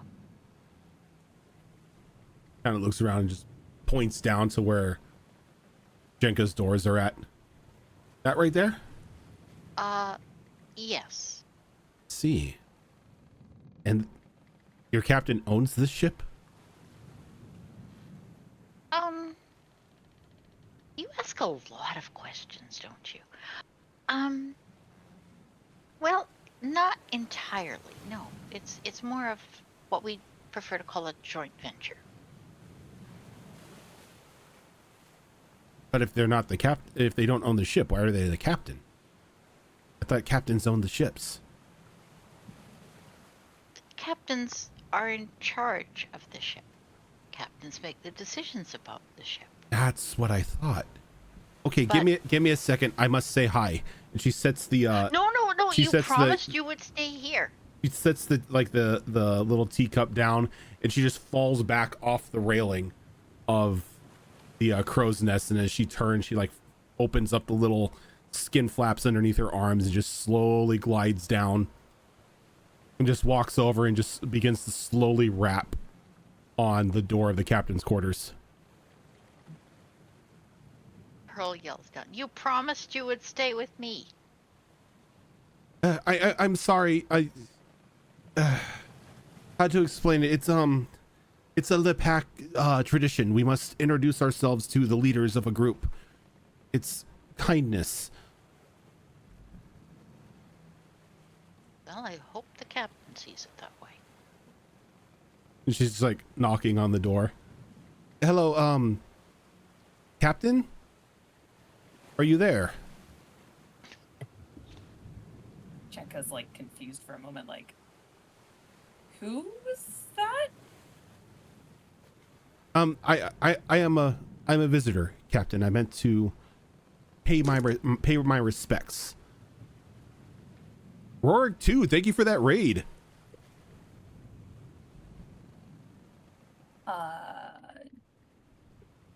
Jenka looks out the window and sees Absolutely nothing, because Matcha is so short that you look out the window and he's like just right underneath it. You could probably make out like the little wisp tips on her ears. See, me, the player, I'm so fucking excited because bats are like the best animal on the planet. Also, race number 2. Good, because me and Fox were just talking about how we want to be bat people in a future campaign. They are called Lepaks. Okay, I have to ask. You said the nose was pushed up, right? The little pig nose, yeah.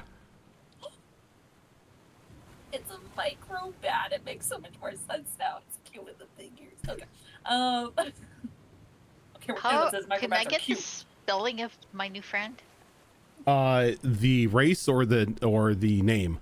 Well, the name you said Yes. was Matcha Gray, Matcha Gray. which I And assume is a cross between matcha tea and Earl Grey. yep. Okay, And the race name is Lepak. It's Lepak. Lepak. Alrighty. You know what? Screw my backup character. If Kevik dies, this is what I'm coming back as. Honestly, the favorite of the four races to be introduced, because I love bats. I have a bat tattoo. I love it. So yeah, Jenka is going to have one of her knives out and slowly open the door, like back against the wall kind of situation. Like, the hell is this? As the door opens, she just gives you a very toothy grin and sort of just waves with one hand and sees that you have a dagger in your hand. Like, oh, salutations. I don't mean any harm. I am a visitor on your ship, and as a custom, I am to present myself to the leader of the crew and present a present, a peace offering. You like knives? How the fuck did you get on my ship? Your short friend up in the crow's nest made tea. And, well, she used my tea kettle and it brought me here. I'm Matcha. Do you like knives?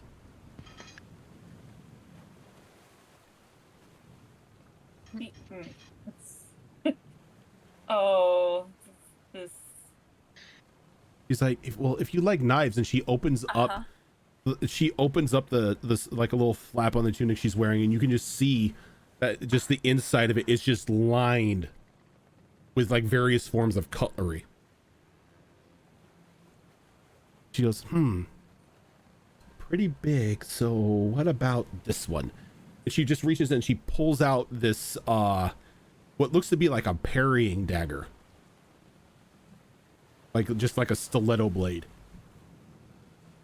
Very finely crafted silver hilt with a like a purple gem at the bottom, and just like a very thin straight blade. And she like just very deftly spins it in her fingers and hands it to you, hilt first. A gift. Do I sense any demonic energy from her? Can you sense demonic energy? I mean, technically, he didn't get back to me about a certain thing, so I'm going to. What didn't I get back to you about? I'll message you. But that's okay right now. Hold on, I may have something. Let's see here.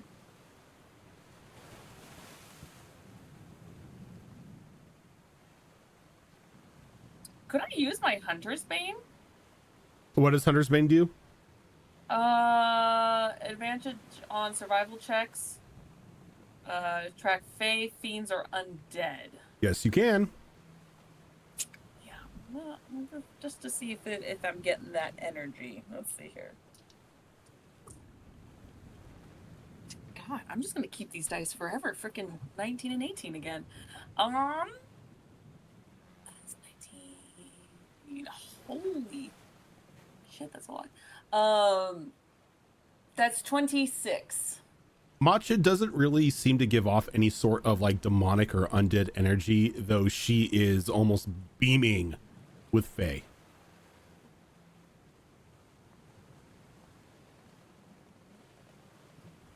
Thank you for that.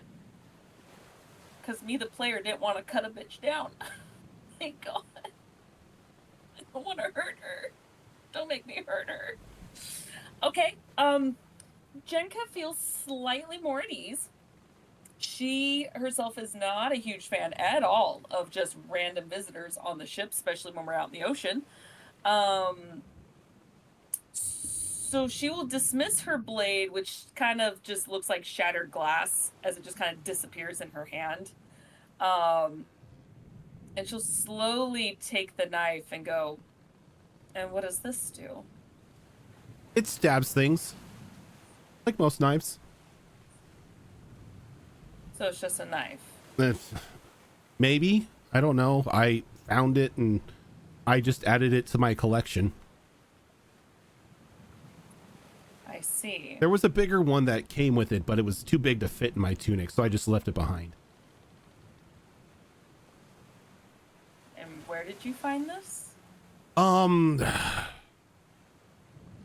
You know, I would be able to tell you, but I don't know where we're at right now. The little one up there said we were just going that way. And just points in the direction the ship's heading. Oh no, once again, a player's telling a life story. Well, we just recently left Echo Bay. Echo Bay. Ah, yes, I know Echo Bay. Oh no, was it Tide? No, it was Echo Bay. No, it Was it Echo Bay? Oh, okay, so Echo Bay, we're here now. Give me a second, please. And she kind of like walks out and flies up back up to the crow's nest.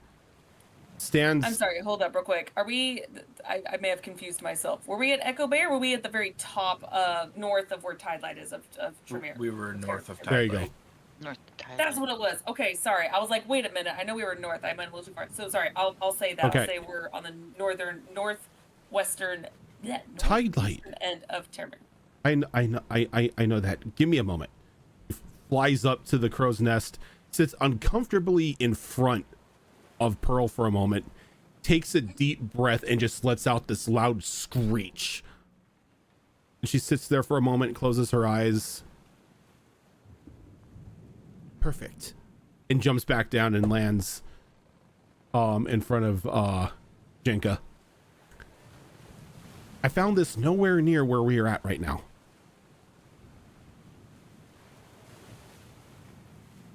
If that actually is helpful. Okay. So if it helps, it was on a ship, halfway underwater, halfway not. There was a skeleton of some sort of sea thing, sort of impaled on the ship. And there were a lot of bones.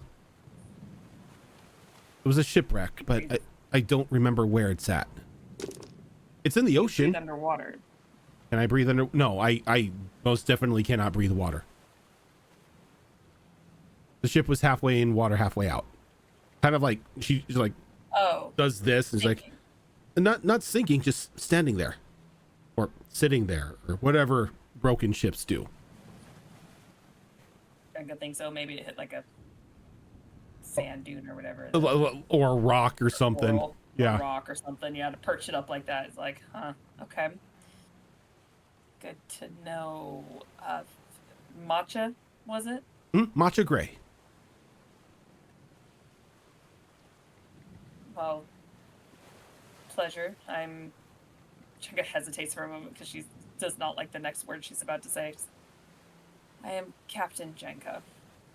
It is a pleasure to meet you, Captain Jenka. Now that we are friends, I hope I can be of assistance.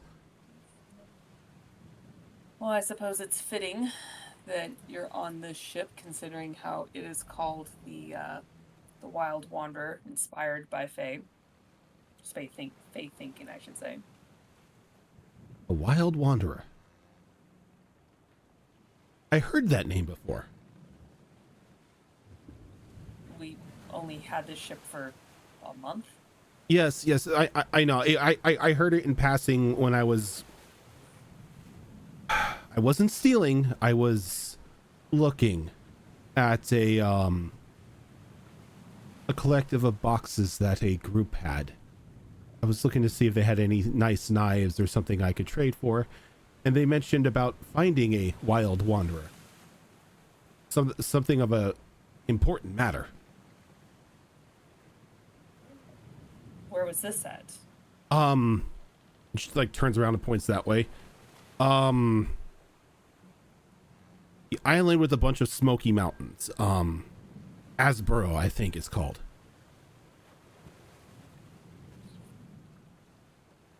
They didn't have any knives. I mean, it was sad. I don't know how people don't live without knives. You need knives to cut everything. I agree 100%. Well, Jenka pulls a knife from her own collection. Just a regular knife, but it's the hilt is ornate, as just kind of kneel down and hand it to her and be like, well, if we're gonna be friends, then I suppose I should give this to you. She kind of like claps her hands together and just happily takes it. She like fawns over the knife, looking at it at like different angles and running her finger along the blade. And she's just like very adamantly inspecting this knife. She like takes it and she tucks it away in her tunic. Like, we are now more than friends. We are family.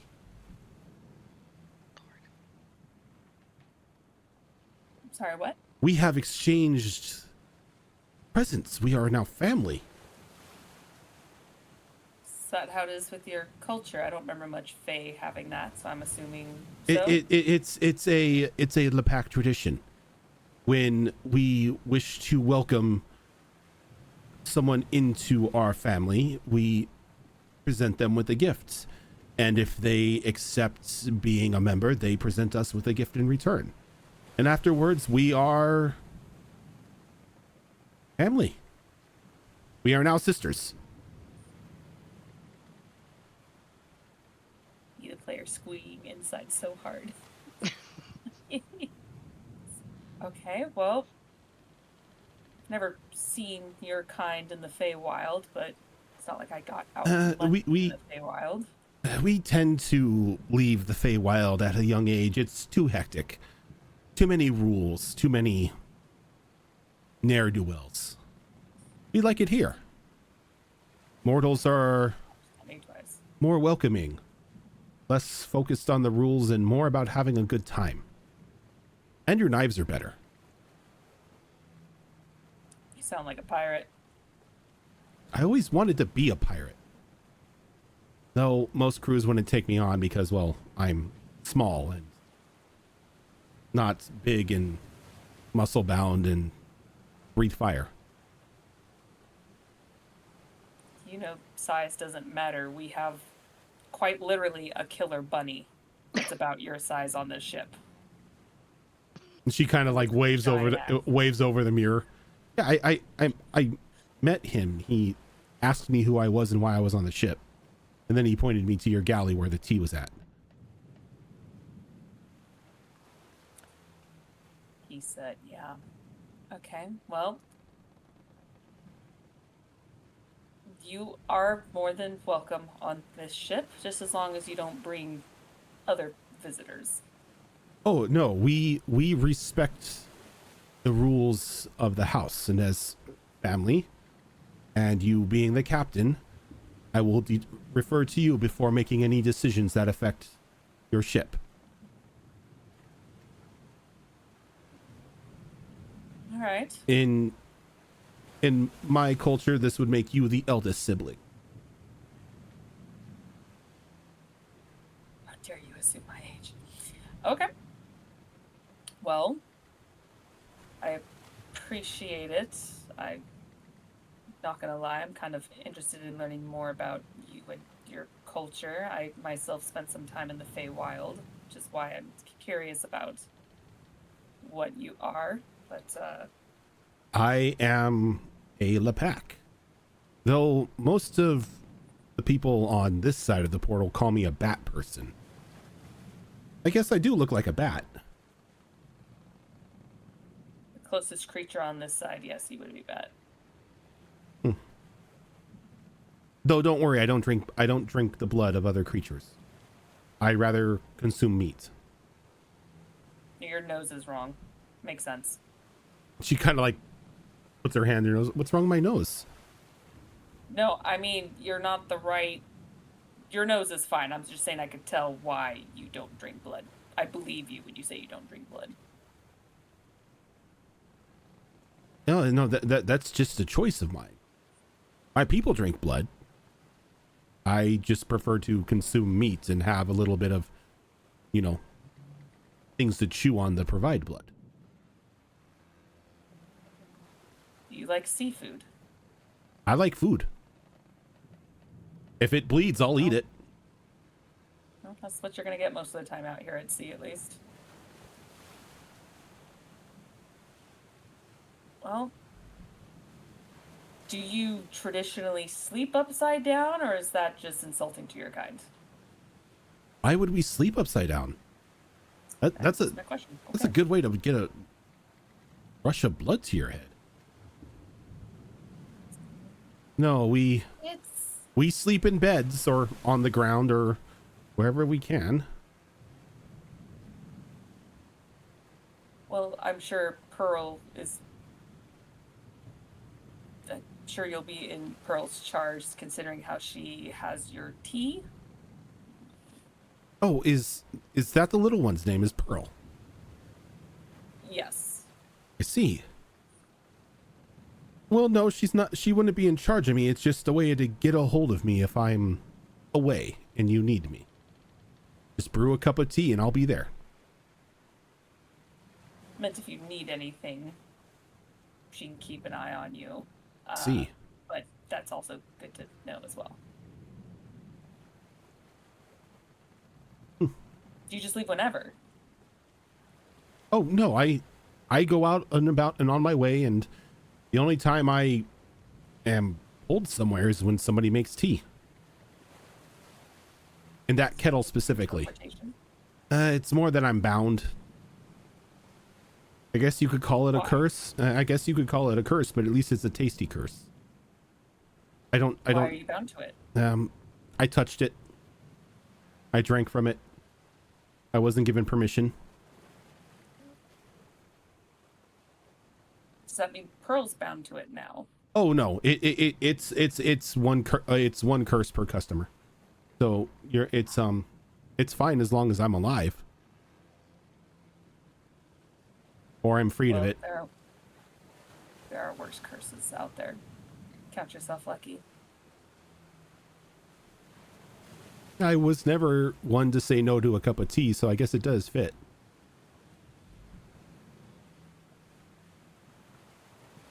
Well, feel free to, if you have any questions, feel free to either come to me or Pearl.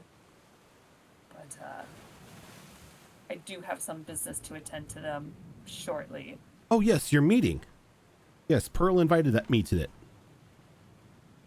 Janko looks up at the crow's nest. Pearl comes down.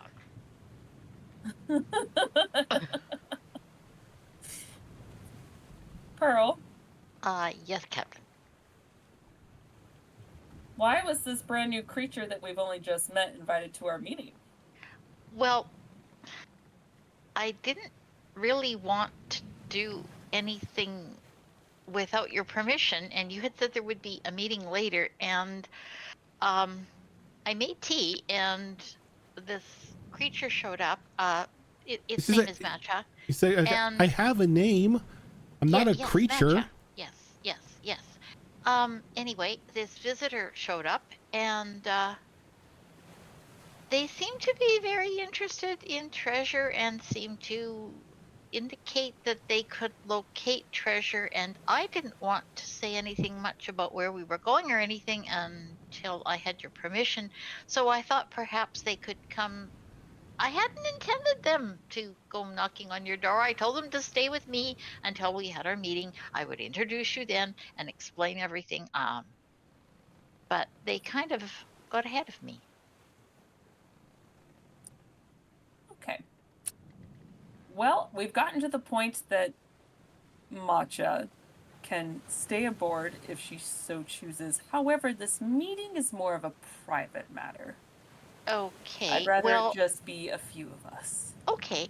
Well, how about since you've been disturbed anyway, Matcha, could you explain the part about the treasure, which was really why I had wanted you to meet the captain? And then maybe after you finish your tea, you can be on your way for a while, and when we need you again, Oh, I'll make some more tea. oh no, I am deciding to stay here. She kind of like Oh, points at Jenka. We're sisters. oh, As for the treasure, yes, I am an expert treasure hunter. I even have treasure maps. Say what? and that was Oh, the part I thought you might be interested in, Captain, begging your pardon for overstepping my bounds if I have. I mean, you're not wrong. I did say she was allowed to stay as long as she didn't bring in any other visitors. Well, I told Thankfully, her I she was could able to stay with sense she's me staying. and wait and meet you later, and she. And I said, I'm sorry, I'm bound by tradition to introduce myself the moment I know there's a leader. I think we've met a handful of Fae at this point that you know that they kind of are on their own agenda. And she goes, yes, but I have many, many treasure maps. Well, you can definitely stay with us. Just, not this meeting. Unfortunately, this is only for a chosen few to join me. It's nothing against you. It's just a very personal matter. Ah, inner circle of friends. Say no more. More or less, yes. That will affect them specifically. It's okay. I will wander around the ship and make acquaintances with the rest of your crew. If the captain says it's okay. It's okay, but have an escort just in case. Maybe get someone trustworthy. And Goliath Bryce guy, I like. Bryce walks over. He's like, you say something, Captain? Do you mind escorting Matcha here, newest member of our crew, to just keep an eye on her, please? She wants to get acquainted with the rest of the crew. Gotcha. Yeah, I could do that. Thank you. He nods, and Bryce the Goliath. I just think Goliath every time I hear it. I don't know why. There's no logic behind Just it. giant, like 8 foot tall, ripped Goliath. I'm Bryce. I'm Bryce. Well, I've added him to the crew roster. Yep. It's canon now. I just love how we just like come up with names like on the fly, and it's like, yeah, they're part of the crew now. What's happening now? We still need to get names for everyone else. This is just how far we've gotten. Don't worry, if you bungle Brian's name again, we'll probably get another crew member. Probably. Yeah. Brenton. Oh shit. But Now he's a Bryce member. and Matcha begin to walk away, and he leads her below deck to begin to meet the crew who is currently off duty. Okay. Jackie just kind of looks around for a moment. She has a moment of just, well, since most of you are here anyway, let's get the rest of the members in here and let's just start this meeting.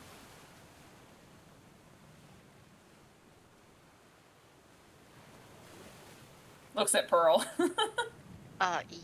You want me to go round them up, Captain? Yes, please.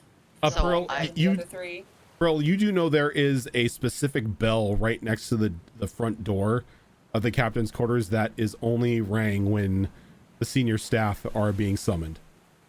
And all it's going to do is summon the staff, right? It's Yeah, not going to fly no, to the no. side of a mountain or anything. No, this is not a mountain bell. This is All a right, normal bell. We're gonna crash into the fucking mountain again. No.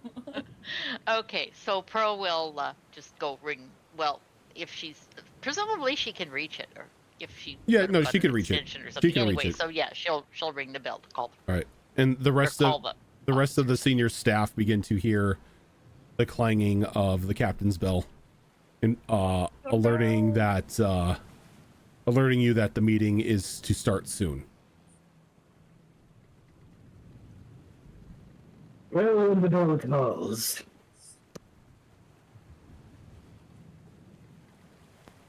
Cannonball will make his way to the captain's quarters.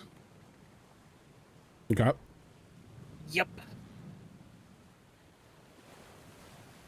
Where's Shara? Chara was down in the crew quarters. So as Shara is getting up to head to the meeting, you see Bryce walking in with this small bat person creature. He's sort of just like pointing out people and just like naming them. I'm not doing it now because I'm leaving that up to you guys. But he's just like going around introducing everybody, and you do catch this this little bat's name as Matya, and they are the newest crew member on the ship.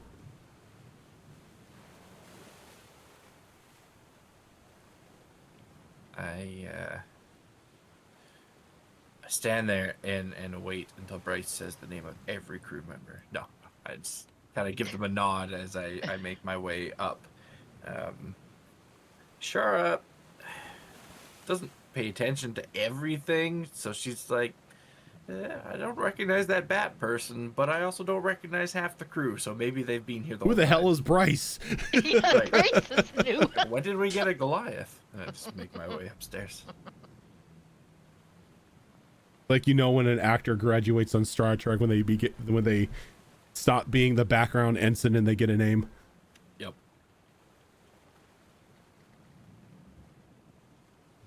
And they go from wearing a red shirt to a gold shirt. Just saying.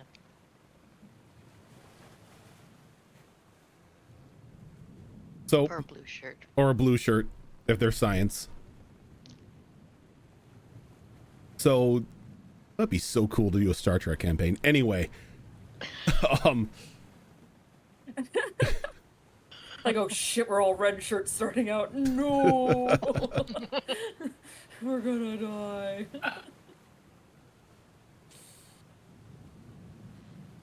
so we have MEH. That's not Star Trek though. So one by one, the senior staff begin to show up into your quarters, Jenka. Okay.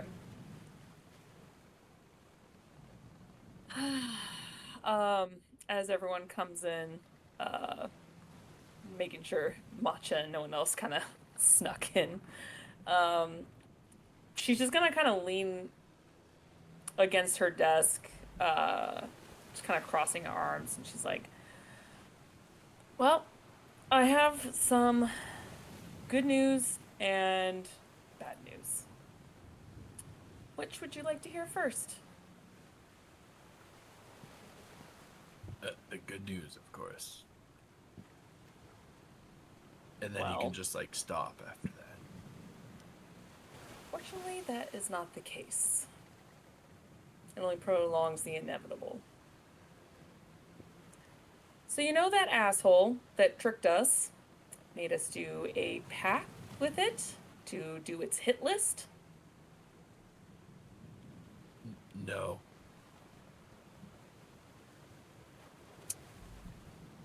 Well, Shara, there was a demon that tricked us and made us be bound to him to do his hit list.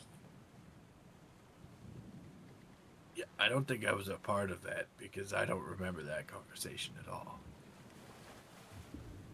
Were you not in the cave with us? I thought Cannonball was the only one not in the cave. She was in the area, but she wasn't a part of the conversation with that guy. Gotcha. Okay. Well, the good news is I managed to get us out of the hit list and the binding only under one condition now. That we just kill one person on the hit list. Once we complete it, we are done. Contract terminated. And Wait. that's the good news? We It have is. to kill That means we don't somebody? That means we don't have to kill God knows how many people. I didn't know we were taking assassination jobs. That seems kind of weird. Like Yeah, no, I I didn't didn't want know us that to. was gonna be part of this when I signed up. No, it's not what we do, which is why I was pissed at this creature doing this. But I know how to deal with his kind to a certain extent. That I knew we couldn't just get off with just, hey, just let us walk away.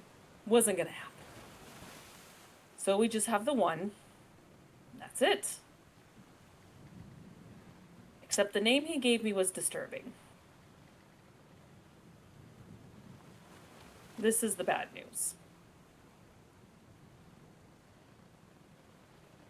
And it starts with an R.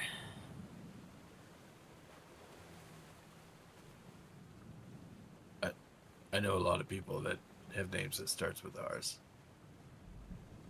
Like some of them, I'm gonna be honest, they might deserve it. It's fair.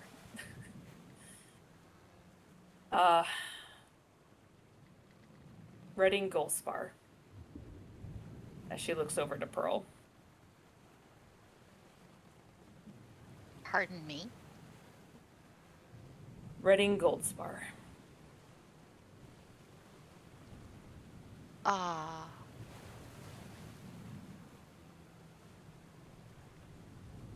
I only know one Reading Goldspar. I would hope so. Is that the one we're referring to, or might it be another one, perhaps? Unfortunately, no. And it's kind of ironic this white bat shows up. Because I don't know if you all know about superstitions. You're all sailors. I would assume so. See, Do you know what Pearl, white bats... exactly what I was saying earlier. Superstitions and sailors. Mm-hmm. Do you know what white bats represent? That there's fruit trees nearby. That's a different bat. That's a fruit bat. That's not a micro bat. Fruit bats can be white. Albinism is a thing. See, I know that word. It is. However, they're usually extremely rare in bats. Now, granted, this creature is fey. They could be in abundance. But, superstitiously, white bats symbolize the death of a person close to you. They foresee death. Shit. I saw a white bat downstairs. That's That's the one. bat That's the we're one. talking about. Remember the tea set? Well, I brewed a pot of tea. I had kind of an odd feeling about the tea set, but I was in the galley. I mean, there was lots of other people around. I brewed tea, and then the next thing, this little bat person trundles in and asks for tea. It's a creature of the Feywild. Their name is Micah Gray. They said they Matcha Gray. knew Matcha Gray. They said they knew lots of things about treasure, and it didn't sound like that bad a thing. And I must admit, the whole white and bat thing kind of didn't click. But It's not like they go around like Grim Reapers saying, hey, someone close to you is going to die. It's just what they symbolize. It's not what they do as a mission. So why does this devil want to... Why does he want my grandfather killed? The details are vague. However, you may want to reach out to someone who may know him, because it sounds like he has done some shady shit and even broke, if I remember correctly, broke a contract between him. So he has made some shady dealings. my grandfather. Sounds like he's not a very innocent person. What those details are, I have no idea. And But the second we land in Tide Light, we have to undergo the contract, which is why I don't want to step foot there just yet. so you're going to take the word of a devil over my word that Oh, my no, not at all. grandfather I don't is an fucking believe. upstanding individual? Here's the thing. I don't take the word of a demon or devil. However, I like to do research. So if we can dig up some dirt on what maybe your grandpa has done, there is no time limit to this contract. Just the moment we step foot in Tide Light, it's when we got to do it. So if we can get some information and figure out if these are true or not, until then we're not going to Tide Light. I feel like I missed something pretty significant here. Who's going around making deals on behalf of the entire ship? And why? And also, why haven't we keelhauled them yet? Two things. One, didn't know it was a devil. Didn't know it was a devil. Tricked us, tried to look into it. It was too good. I wasn't able to detect that it was a devil. So we were tricked in a verbal contract. In fact, funny enough, wasn't even the contract I agreed to. And I was lying at the time. I wasn't really going to do it. Just turns out he was the better liar. So, thought it was my responsibility to get us out of that contract. So unless we all wanted to become assassins, which, no offense, Pearl, I can see all of us maybe doing that except you specifically. So, I don't know. She might poison your tea. that's true. It's Well, always it's the innocent gonna ones. be a little tricky to stand idly by and watch you all kill my grandfather, isn't it now? And as a reminder, you have to kill him with that dagger he gave you. Oh, yeah. You have to stab him in the heart. Pearl, I think you misunderstand. You think I'm just gonna flat out just kill him. When I want information and see what we can do with this situation. Well, I don't want to kill anyone. I don't misunderstand, but I mean,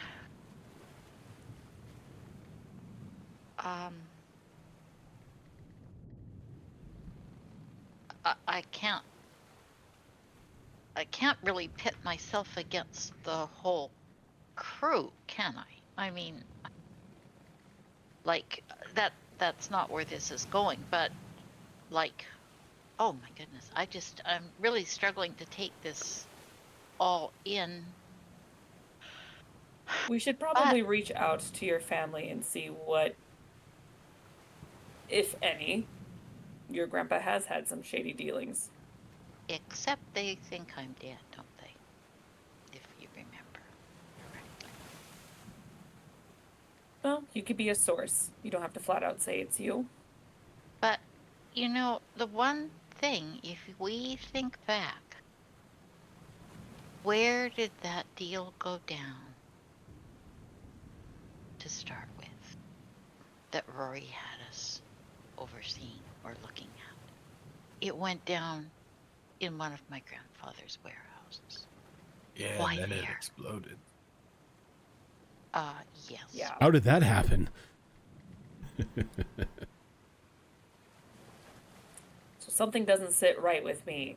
But I'll tell you right now, I will never believe the word of their kind. Which is again why I want to do this in a smart manner and do research before any decision is made. You know, we do have one person we could talk to. I believe, Captain, you referred to them as the garden gnome.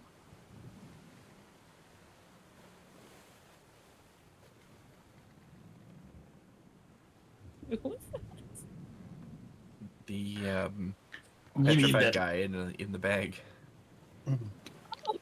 That's right. We've got the petrified captain in the bag, Yes.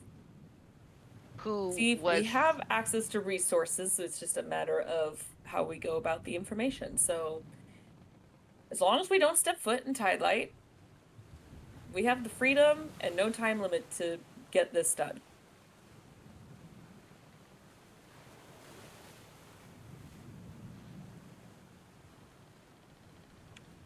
So, like, what happens if we just decide, yeah, we don't want to do this? You know, we go to Tidelight and we're like, nah, we're not going to kill anyone. Or at least we're not going to kill that guy. Either he goes back to our original deal, which is do his hit list, or something worse. I mean, if he couldn't get us to kill one guy, I doubt he could get us to kill a whole list of guys, right? It's hard to say with their kind. All I know is that he has a weird liking to me. I'm not a fan.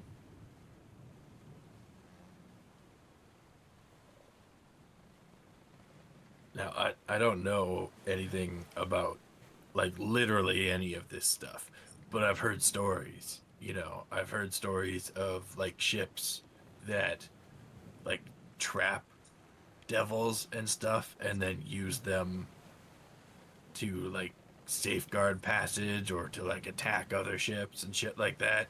So, like, couldn't we just find a way to trap this guy and be like, try and make us do shit from a cage, asshole?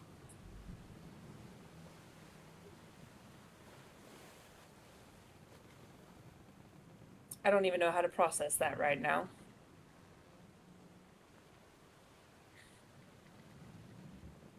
I don't want But anything to it's do with this possible, devil. right? if the demon or the devil was dead, would that mean the contract was null and void? Technically, yes. But we'd have to kill it. Jenka, Usually quite... Yes. as you are a blood hunter, give me a history roll. Give me a history roll with advantage. Oh god, is this like Cannonball's soul, where if that person who fought over his soul dies, it just goes to next of kin?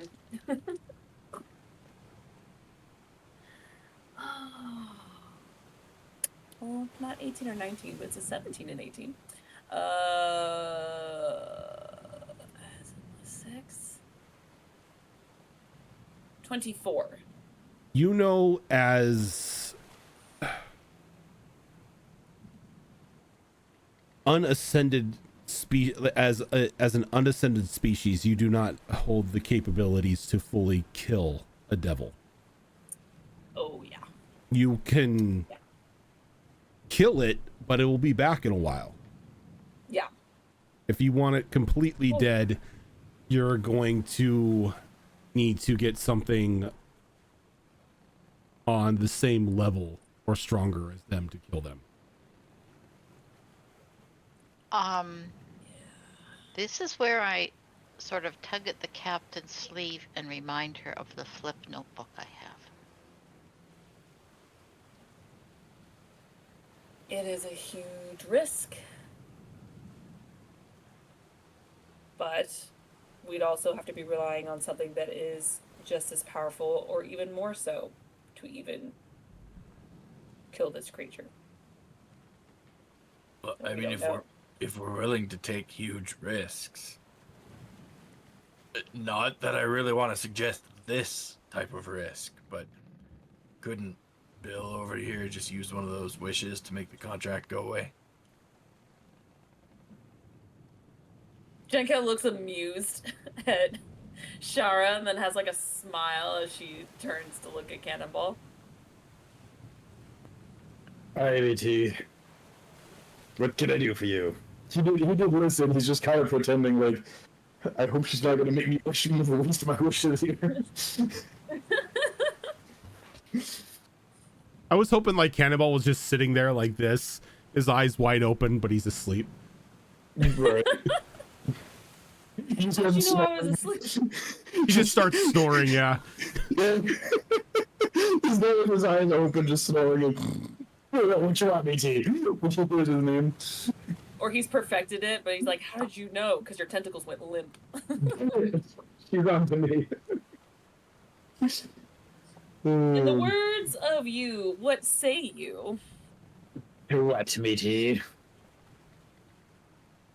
This could go away with just a wish. Not the first time I make a wish without caring too much about the price, huh? I imagine not. Ugh. But I would still like to do some investigating behind your grandfather.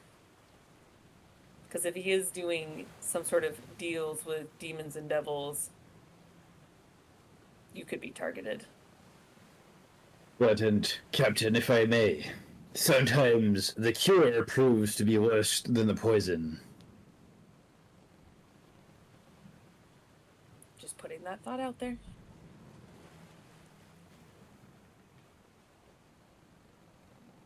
And what I mean by that, Captain, is sometimes undoing the cosmic order of things can lead to more strife and more problems, especially when the life of individuals comes within the balance of deal with, well, we'll call them outside entities. See, here's the thing. Who's to say that your wish is powerful enough to even kill the devil? But it's probably powerful enough to at least sever the contract. The problem is, though, Pearl, is that he is still on this demon's hit list. So severing the contract could be easy with the wish. But that does not mean your grandfather is safe. It just means someone else will kill him.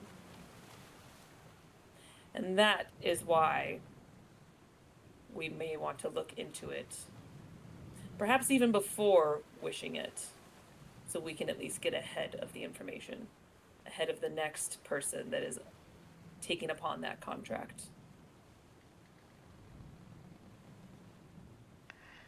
The other piece of this, though, is if you remember, we had heard that my grandfather had ordered let's have a second here. To check it.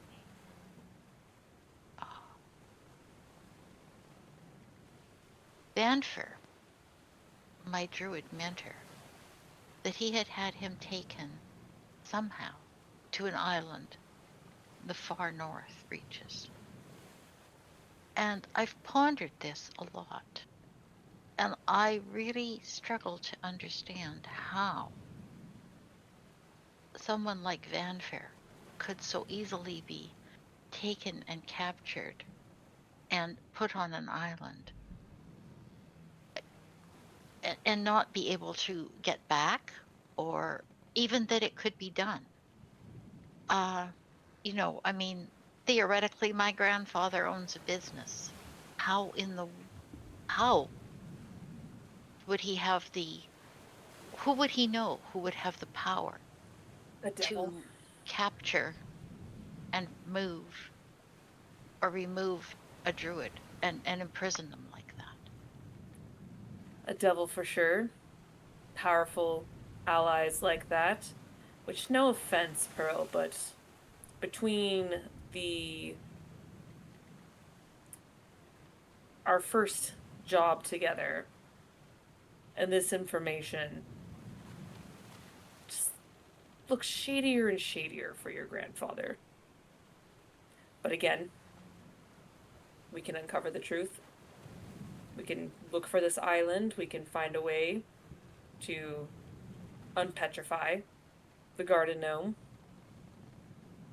There are ways to obtain this information.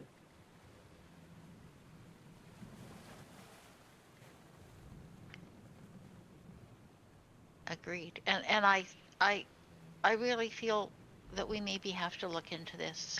Um, it has bothered me for a very long time. Ever since I heard about what had theoretically happened to Vanfer, I've I've struggled with that. And I've struggled with how to deal with our petrified gnomish captain and what to do there and what we might find out. But with what we know now, it might put what the captain would have to say in context. And if his story seems far-fetched, perhaps it's more believable than I would have thought. We just need to You find a also cure. have to realize that, I mean, yes, he's my grandfather, and I thought I knew my grandfather, but I have spent a long time away from him. He wasn't someone I was terribly close to, and I've been at sea a lot of the time. So I I can't say that I certainly know everything he does or has done.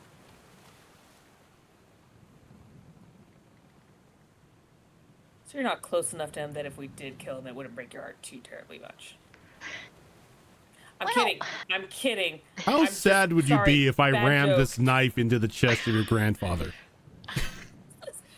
On a scale of You 1 to gotta, like, 10. kidding. Kidding. Captain, Yes. I simply do not. And this is going to be odd coming from me. But I simply do not seem to.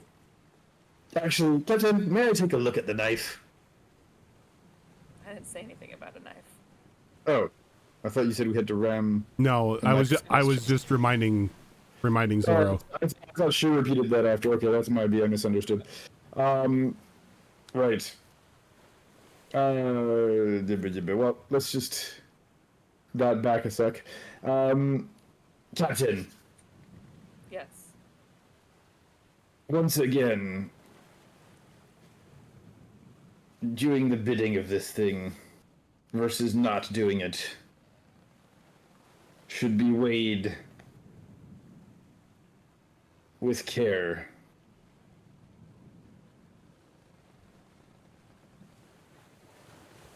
What As are I- you getting at?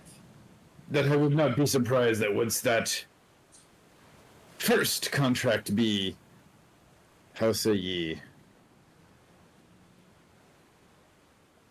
fulfilled, that entity will not find another way to attempt to trap us into continuing our indentured servitude.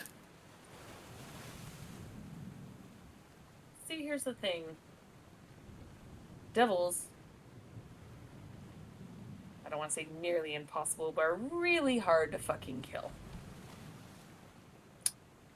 So, severing a contract, or completing one, is the easiest way to get away from them. Aye. Will they come back? Perhaps. But that's to say the same for any entity like that.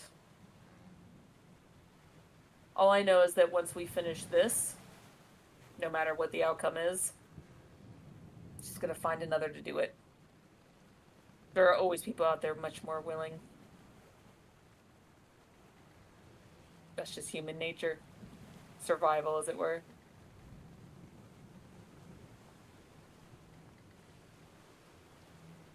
Well, if killing be not an option, there's always the trap it somewhere for an undetermined amount of time option. Sealing it, as it were. That is also an option. I'll just come back even more pissed. If it does that after I'm dead, Captain, I'll be honest with ye. Oh, I'm glad that you'll be okay with it. I'll live much longer than you. Cannonball's gonna give Jenka a very crooked smile. Want to bet? And I wish for immortality. and say absolutely nothing. He's still sitting on 2 fucking wishes.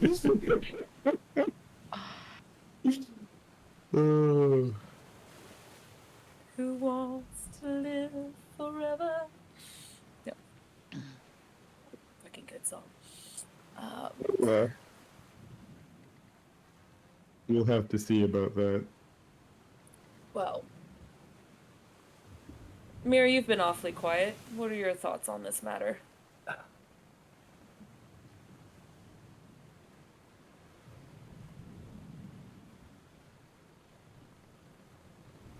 Well, I mean, on the one hand, yes, your grandfather might be family, but if he's making pacts with devils, demons, and everything else, his soul might be more fragmented than cannonballs.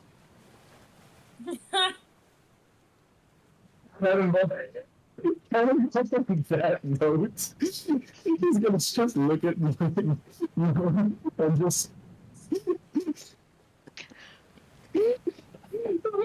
Like a Michael Jordan, you know, I took that personally.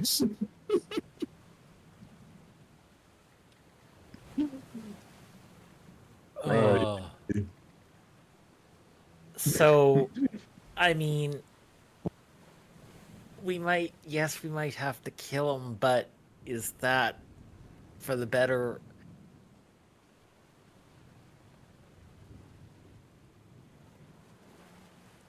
How many lives might we save in turn of taking one in this case? Depending on what he's done, what we turn up.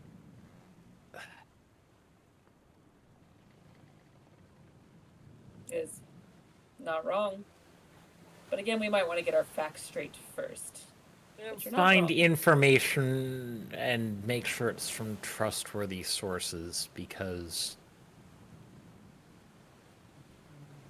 I mean, sometimes people have to die. I couldn't have said it better myself. Looks at Pearl's like, I don't mean specifically your grandpa, I just meant that statement. But again, information. I want to be clear about that. Information. It's not like I take joy going out and just killing a random person just to save my own ass. No. The question is, how many asses are we saving?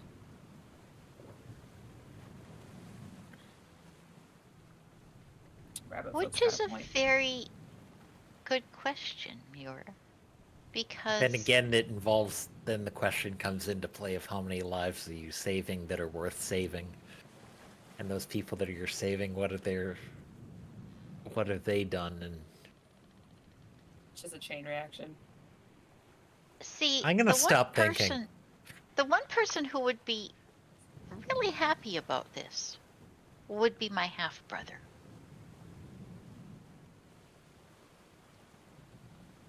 Where's your half brother? Well, he stands to it. He'll inherit everything. He would get the company.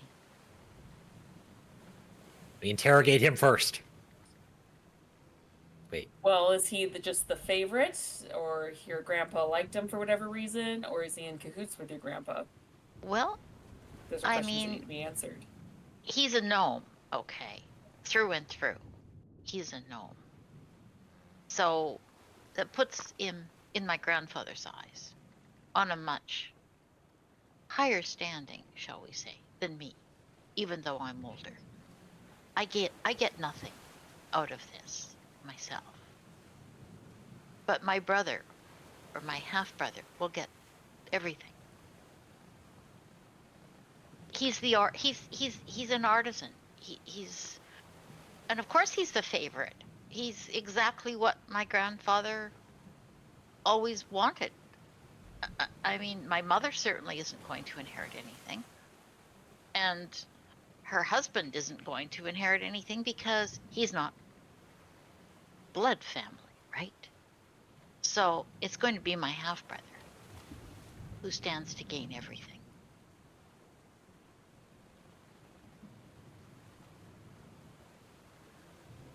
Sounds like we have lots of things to look into. Half-brother, the island, petrified garden gnome.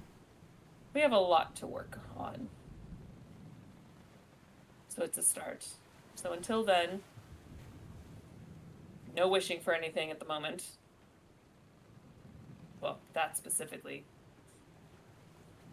And no going to Tide Light until we can figure everything out. Sounds like a plan, Captain.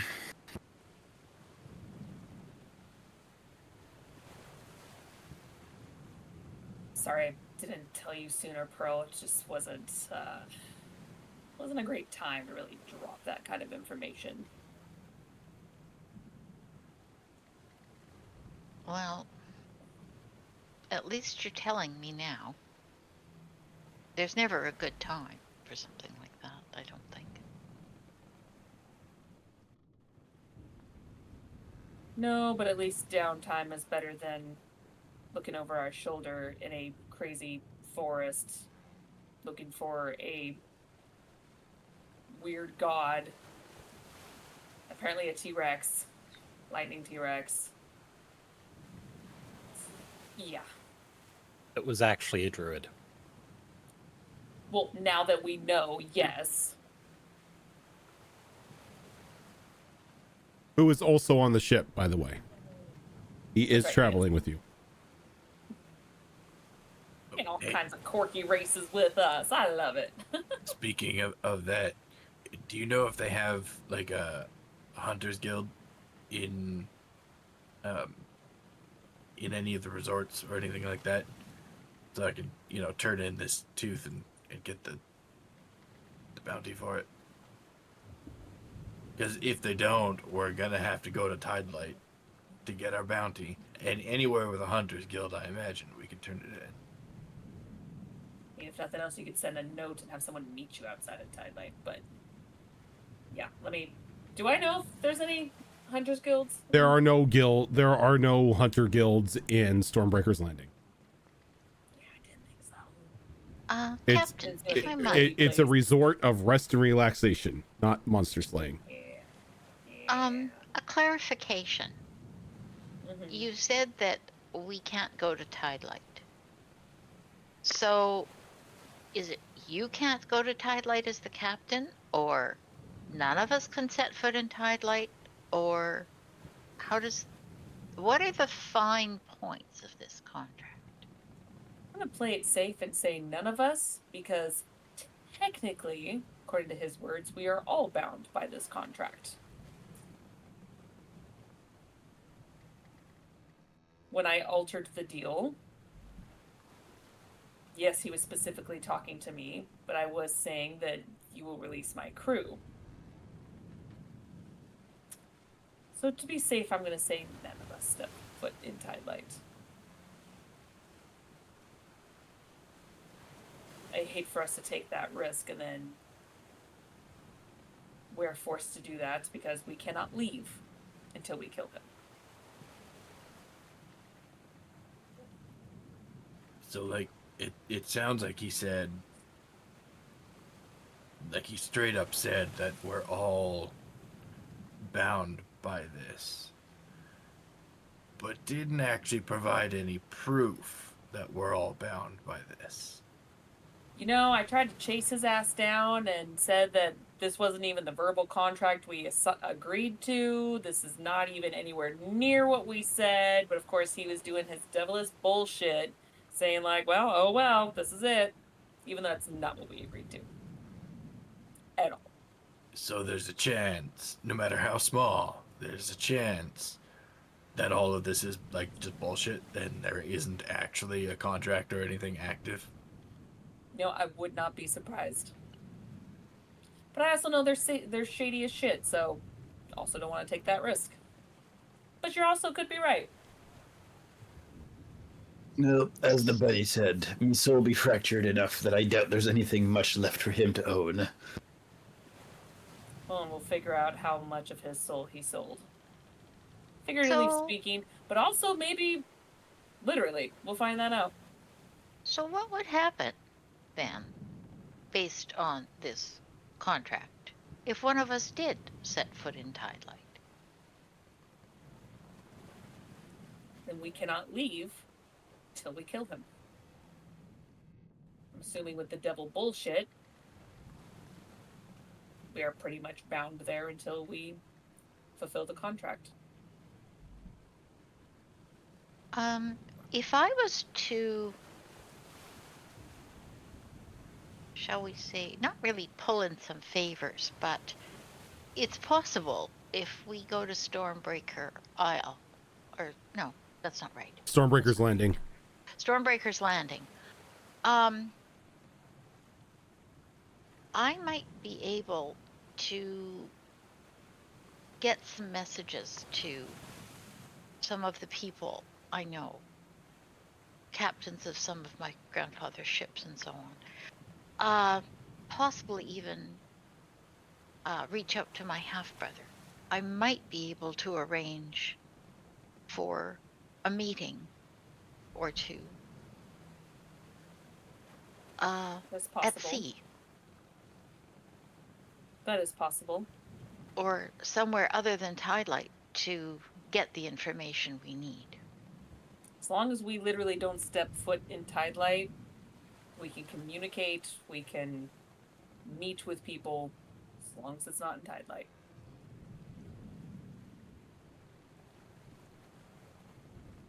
Yeah, I mean, I might as well pitch in on that as well. If there's anything that we need done or investigated or whatever in Tidelight, I can always send a message to my buddy Felix. I mean, that guy'll do anything for me.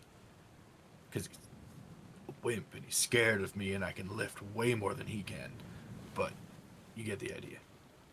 Is he a Carl? No, he's a Tabaxi.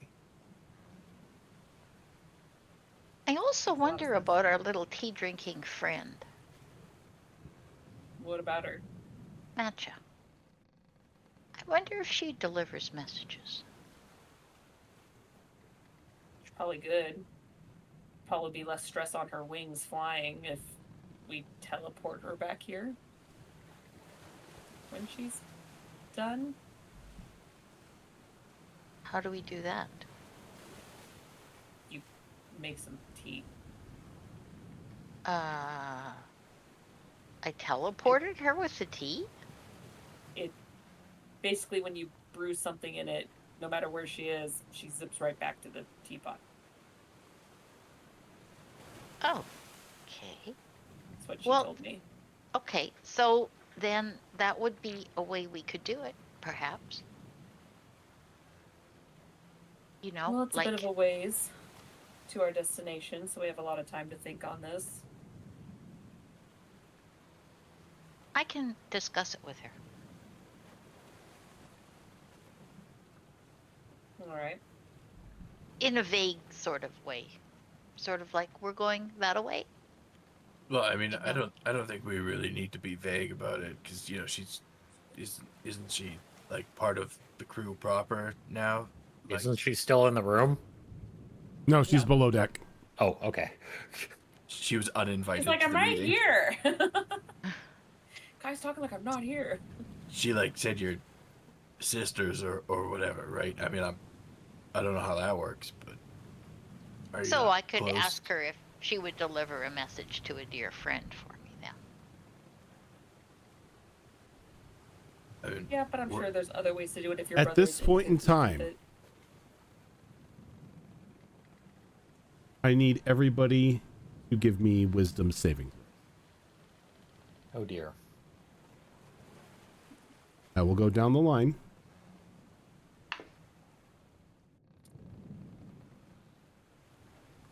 Dara, 9. Mir, 15. Earl, 19? Cannonball, 16. Shenka. 17. Okay. So as this conversation is happening, a wave of drowsiness overcomes all of you. this a charm? It's not a charm. Damn it. As this like soft fog-like vapor begins to seep into the quarters.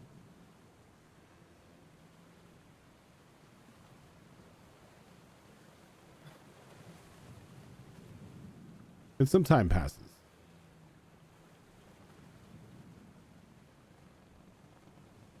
And when you wake up, sounds of chaos are happening on the deck. I can't be put to sleep. Okay, so you are awake for all of this then. Because I just saw, I was like, I can't be put to sleep. So you see everyone Okay. else fall asleep. Shit. And like you hear audible thud, thud, thud, thud outside as everybody on the deck crumples to sleep. Immediately go outside.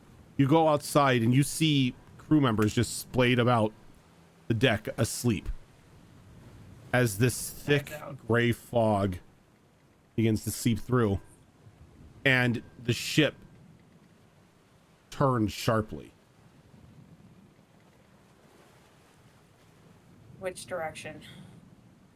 Towards land. Where are we right now according to the charts? According to the chart, you would be roughly... You're on the map, right? No. Nope. I have my own version of the map up, but we're not on the like map. We're on a battle map still. Oh god, let me zoom in. Okay. Oh motherfuck. Oh, wrong one. Give me a second. I'm taking us to the map so everybody in chat can see. Ah.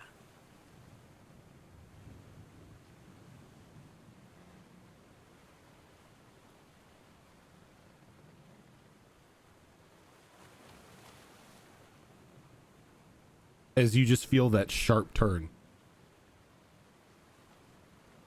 Goddamn Pip.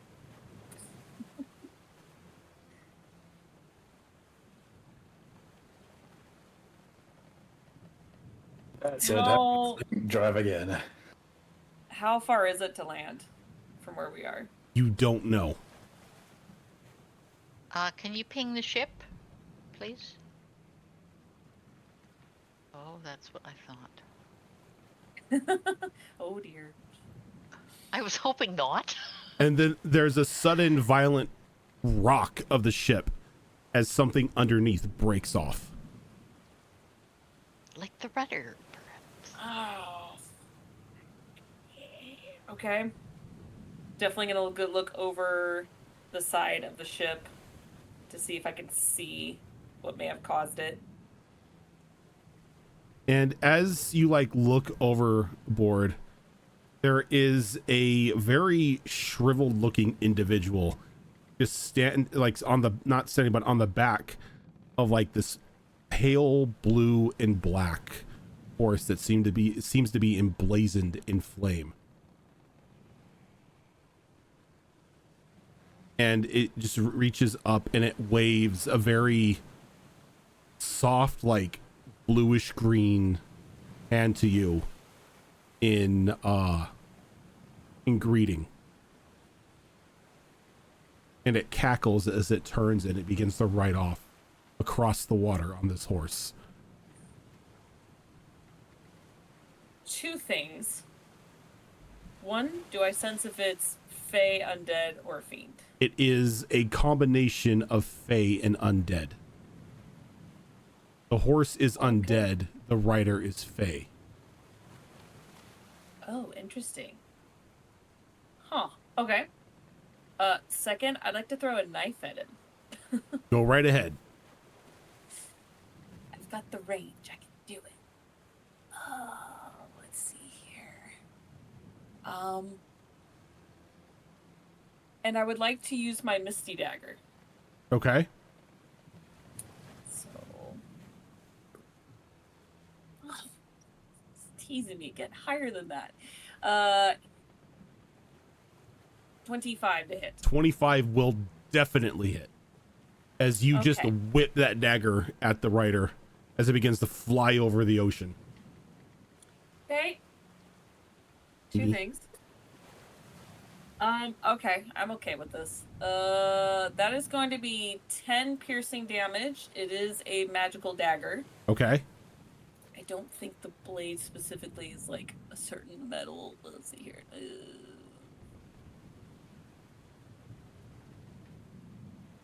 Oh, sneak attack applied. Yeah. Okay. Cool. It does apply. Sneak attack for me right now is 2d6. So happy being a rogue finally. That is 11 more damage. Okay. And I just turn into a body of mist for a moment, as I'm now teleported behind him on the horse and go, "Who the fuck are you?" As I'm holding the knife now on its back. As it kind of just cackles and says, merely a paid messenger, a guide. Just From setting who? you on the correct path. Tell Mal to fuck off. He said we had all the time we wanted. Who said anything about a mal? I don't even know what a mal is. This was payment for my holding of a certain soul. I'm simply making good on my bargain. Name.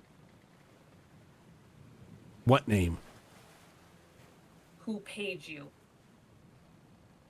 We didn't exchange pleasantries. Simply business. What did they look like then? Very handsome individual. A little short for my taste, but yeah. I can be picky. Though, dear, you are asking the wrong questions as your ship is getting farther and farther away. I'd be worried about putting that thing safely in the dock before you shipwreck it. As far as I can tell, you're the only one awake.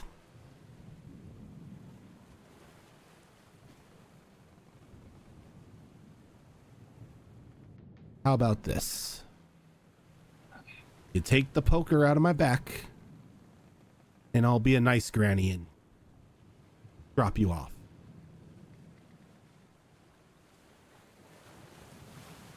How far away is the ship right now? At this point in time, you're probably looking at a good 80 feet and growing. Okay. Give me seconds. Okay.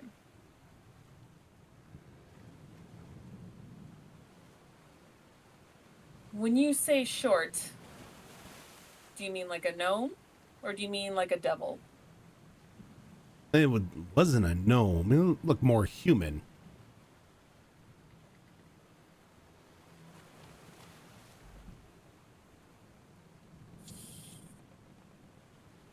And why are we on our way to Tide Lights? I don't know. I was just told to guide the ship there.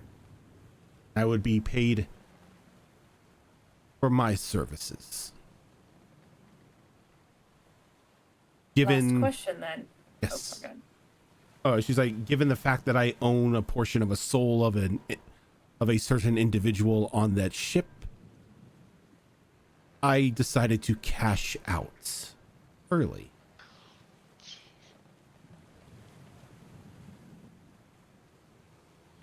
If rolling your eyes had a sound, everyone could hear it for miles.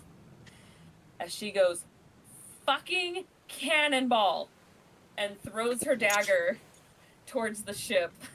Granted, it will be just 10 feet shy out of range, but she can swim the last 10 feet over, and Okay. she's okay with that. Okay. And as you say fucking cannonball, she begins to cackle. What did I do this time? What do you think? I don't know. Okay, when I get back on the ship, sorry, Pip, but if I were to kick Pip, not violently, but just kick him enough for it to kind of be like, does he wake up? Yeah. You like kick him right in the ribs and he kind of jolts up. Damn. Captain. Okay. Oh, I am so sorry. I didn't even know it was this late. Wait, why is everyone else? Oh God, they're not dead, are they? For once, it is not your fault. Get everyone awake. Jostle them awake. I'm going to get the others. I'm going to go right back into my captain's quarters. Right. And he kind of like, it's a lot of, screw it. And he cuts his arm and he like slowly morphs into that like ogre-esque form. And he just bellows out, "Get up, you fucks." And as he does that, it just echoes out and it like jolts everyone on the deck just straight up. Oh, I love Pip. As I go in and kind of mimicking what Pip did, I am shouting, "Wake up," to everyone in the room. However, as I'm screaming it, I have Cannonball by his shirt collar and I'm shaking him, going like, "Wake the fuck up now! Just another 10 minutes, Captain. This is your fucking fault." This time, he's gonna roll his eyes and open them. She's gonna quickly look at everyone else who's probably slowly waking up at this point. She goes, "Our rudder is probably broken. We have damage to the ship. We are forced into tide light now. And this is my fault. Why? Because a hag cashed in for a certain soul that she owned a piece of." A hag cashed in for a piece of soul. Don't That she think had too a hard, you'll piece hurt of. yourself. We need to get the ship moving now. I think you've been played, Captain. Who else has given a bit of their soul bit by bit here? Yeah, well, I'll have you know, Captain, I didn't voluntarily give anything to any hag. Doesn't mean that they didn't have fun having a little piece. Good Right for now, them. we need to deal with the ship. Pearl, is there anything big enough you can transform into to help us move the ship? As you're yelling this, you hear the thunderous footsteps of Pip running to like the quarter doors, but they're slowly like shrinking down in weight as just a little like 18-year-old boy is now there. He's like, "Captain, we have a problem. We're probably about Is it? 2 minutes from crashing head on into the docks at Tide Light. We need to drop anchor. We need to drop anchor now." Out of my way. Do it now. Captain's Do gonna, it now. Captain, out of my way. Okay, Cannonball is gonna actually run outside. Okay. Provided our sails are still out. No. Oh. Your sails are shredded.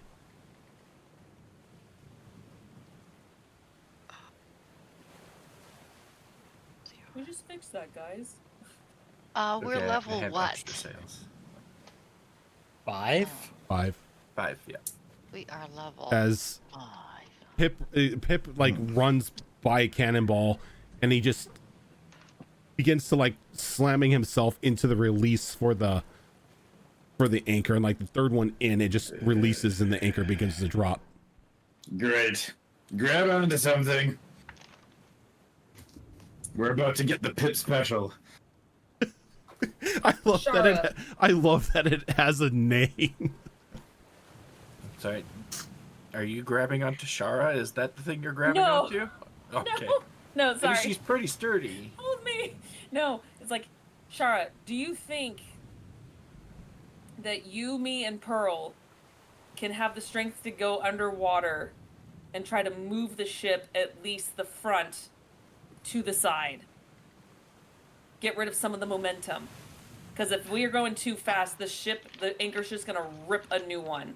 Shara, you know, if you were to even attempt that, all of you would be keelhauled. It's fine. I At don't level think that 5, would- do I have a CR1 half or no? Let me check. Got it somewhere, but not handy.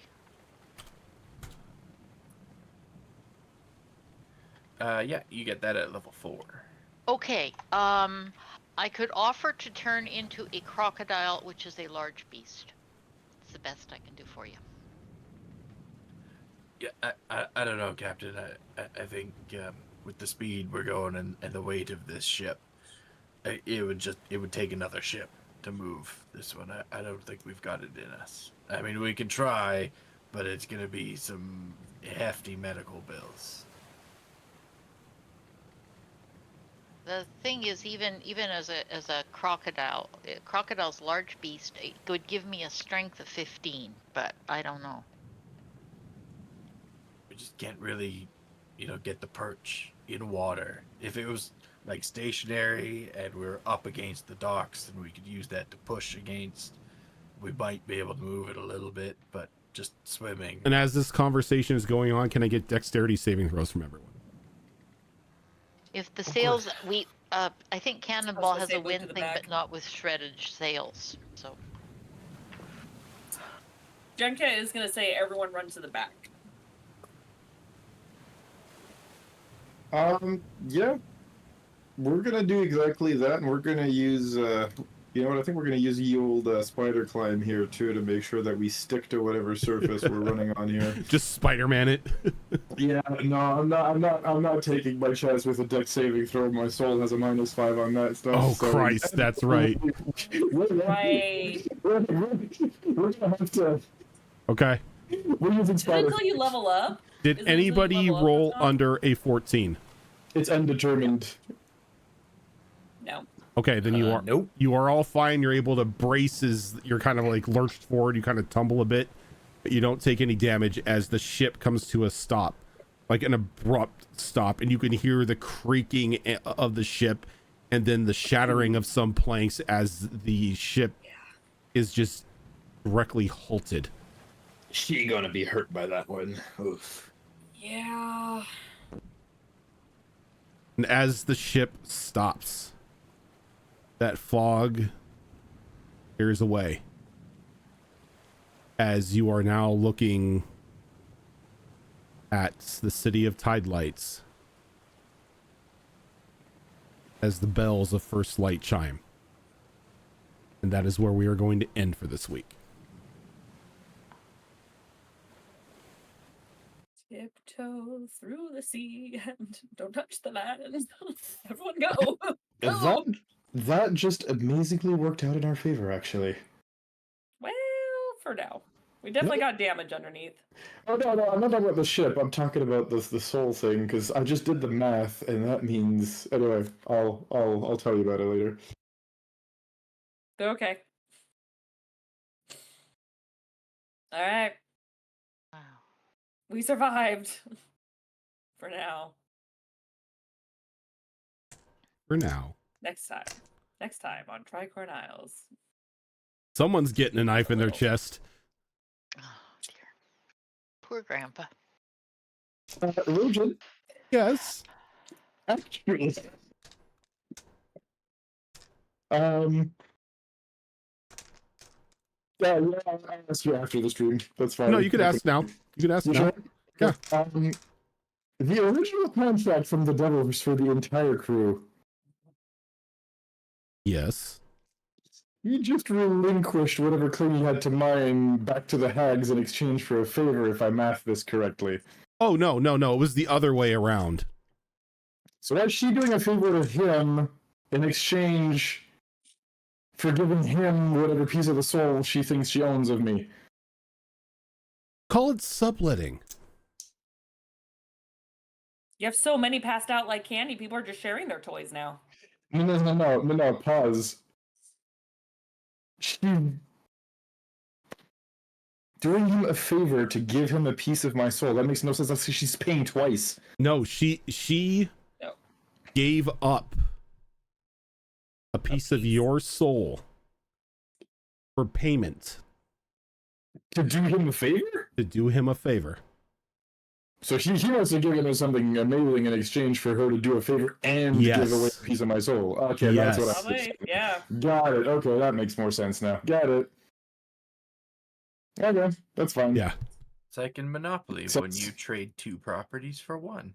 Makes sense. That's fine. I don't like thinking about Cannonball Sword as like Souls like a Monopoly board at this point, but it Think of kind it of works. think of it like baseball cards. That's fine. So what I'm just- happens if we collect all of one section? I was about I'll to trade say, you this. I'll We trade you get this to build a holographic hotel. Charizard for a couple Pidgeys. if anything, I'm just kind of pissed. Well, I mean, Cannonball would be kind of pissed that his soul doesn't have a higher value than that. But we'll get to that later. They'll get what's coming. They'll get what's coming. Have we seen him? We've seen him. Jenka's not surprised. But yes, that is going to do it for now. Coming up on this Saturday, we have two things. We have another episode of Wayward Wanderers, which is our not our fifth edition, our Pathfinder 2 Extinction Curse campaign. And then later on in the night, we will have Behold Lore, which is not on hiatus like the bot is lying to you about. The topic this time around is going to be named NPCs. And I believe we're starting at 7:30 Pacific time instead of 5:30, correct? We're doing it at we're doing it at 8:30. 8:30. Kiddo. Gotcha. Well, Okay. you know what? Let me get back to you because Gilatam is visiting me. I wonder if she'll watch my kiddo. I'll get back to you. I'll get back to you on that. Okay. Otherwise, 8:30. 8:30. 8:30 unless we say otherwise. And then coming up on Monday, we've got another episode of Destiny Forge, which is back into full swing. On Tuesday, we have an episode of Tales from the Outer Rim, which is our Star Wars campaign that Siltbot runs. And then on Thursday, we will not have an episode of Mass Effect Horizons. Because when? Thursday, next Thursday. Or can you No, make we have that? it next Thursday. Okay, my That's bad. the only day off I have. Okay. It's I can't make any show next week, which really annoys me, but I can make Mass Effect. Okay, I have that so we evening will off. have with this. So I'm a liar. We will have an episode of Mass Effect Horizons on Thursday, and we will pretty much round the week out there. But yep. So thank you very much, everyone, for tuning in. If this is your first time here, we do have all of our shows up on our YouTube channel. Thank you, Zorro, for putting the YouTube command in. But for now, we are going to head on out. Thank you so much, everyone, for tuning in, and we will catch you later. Good night, everyone.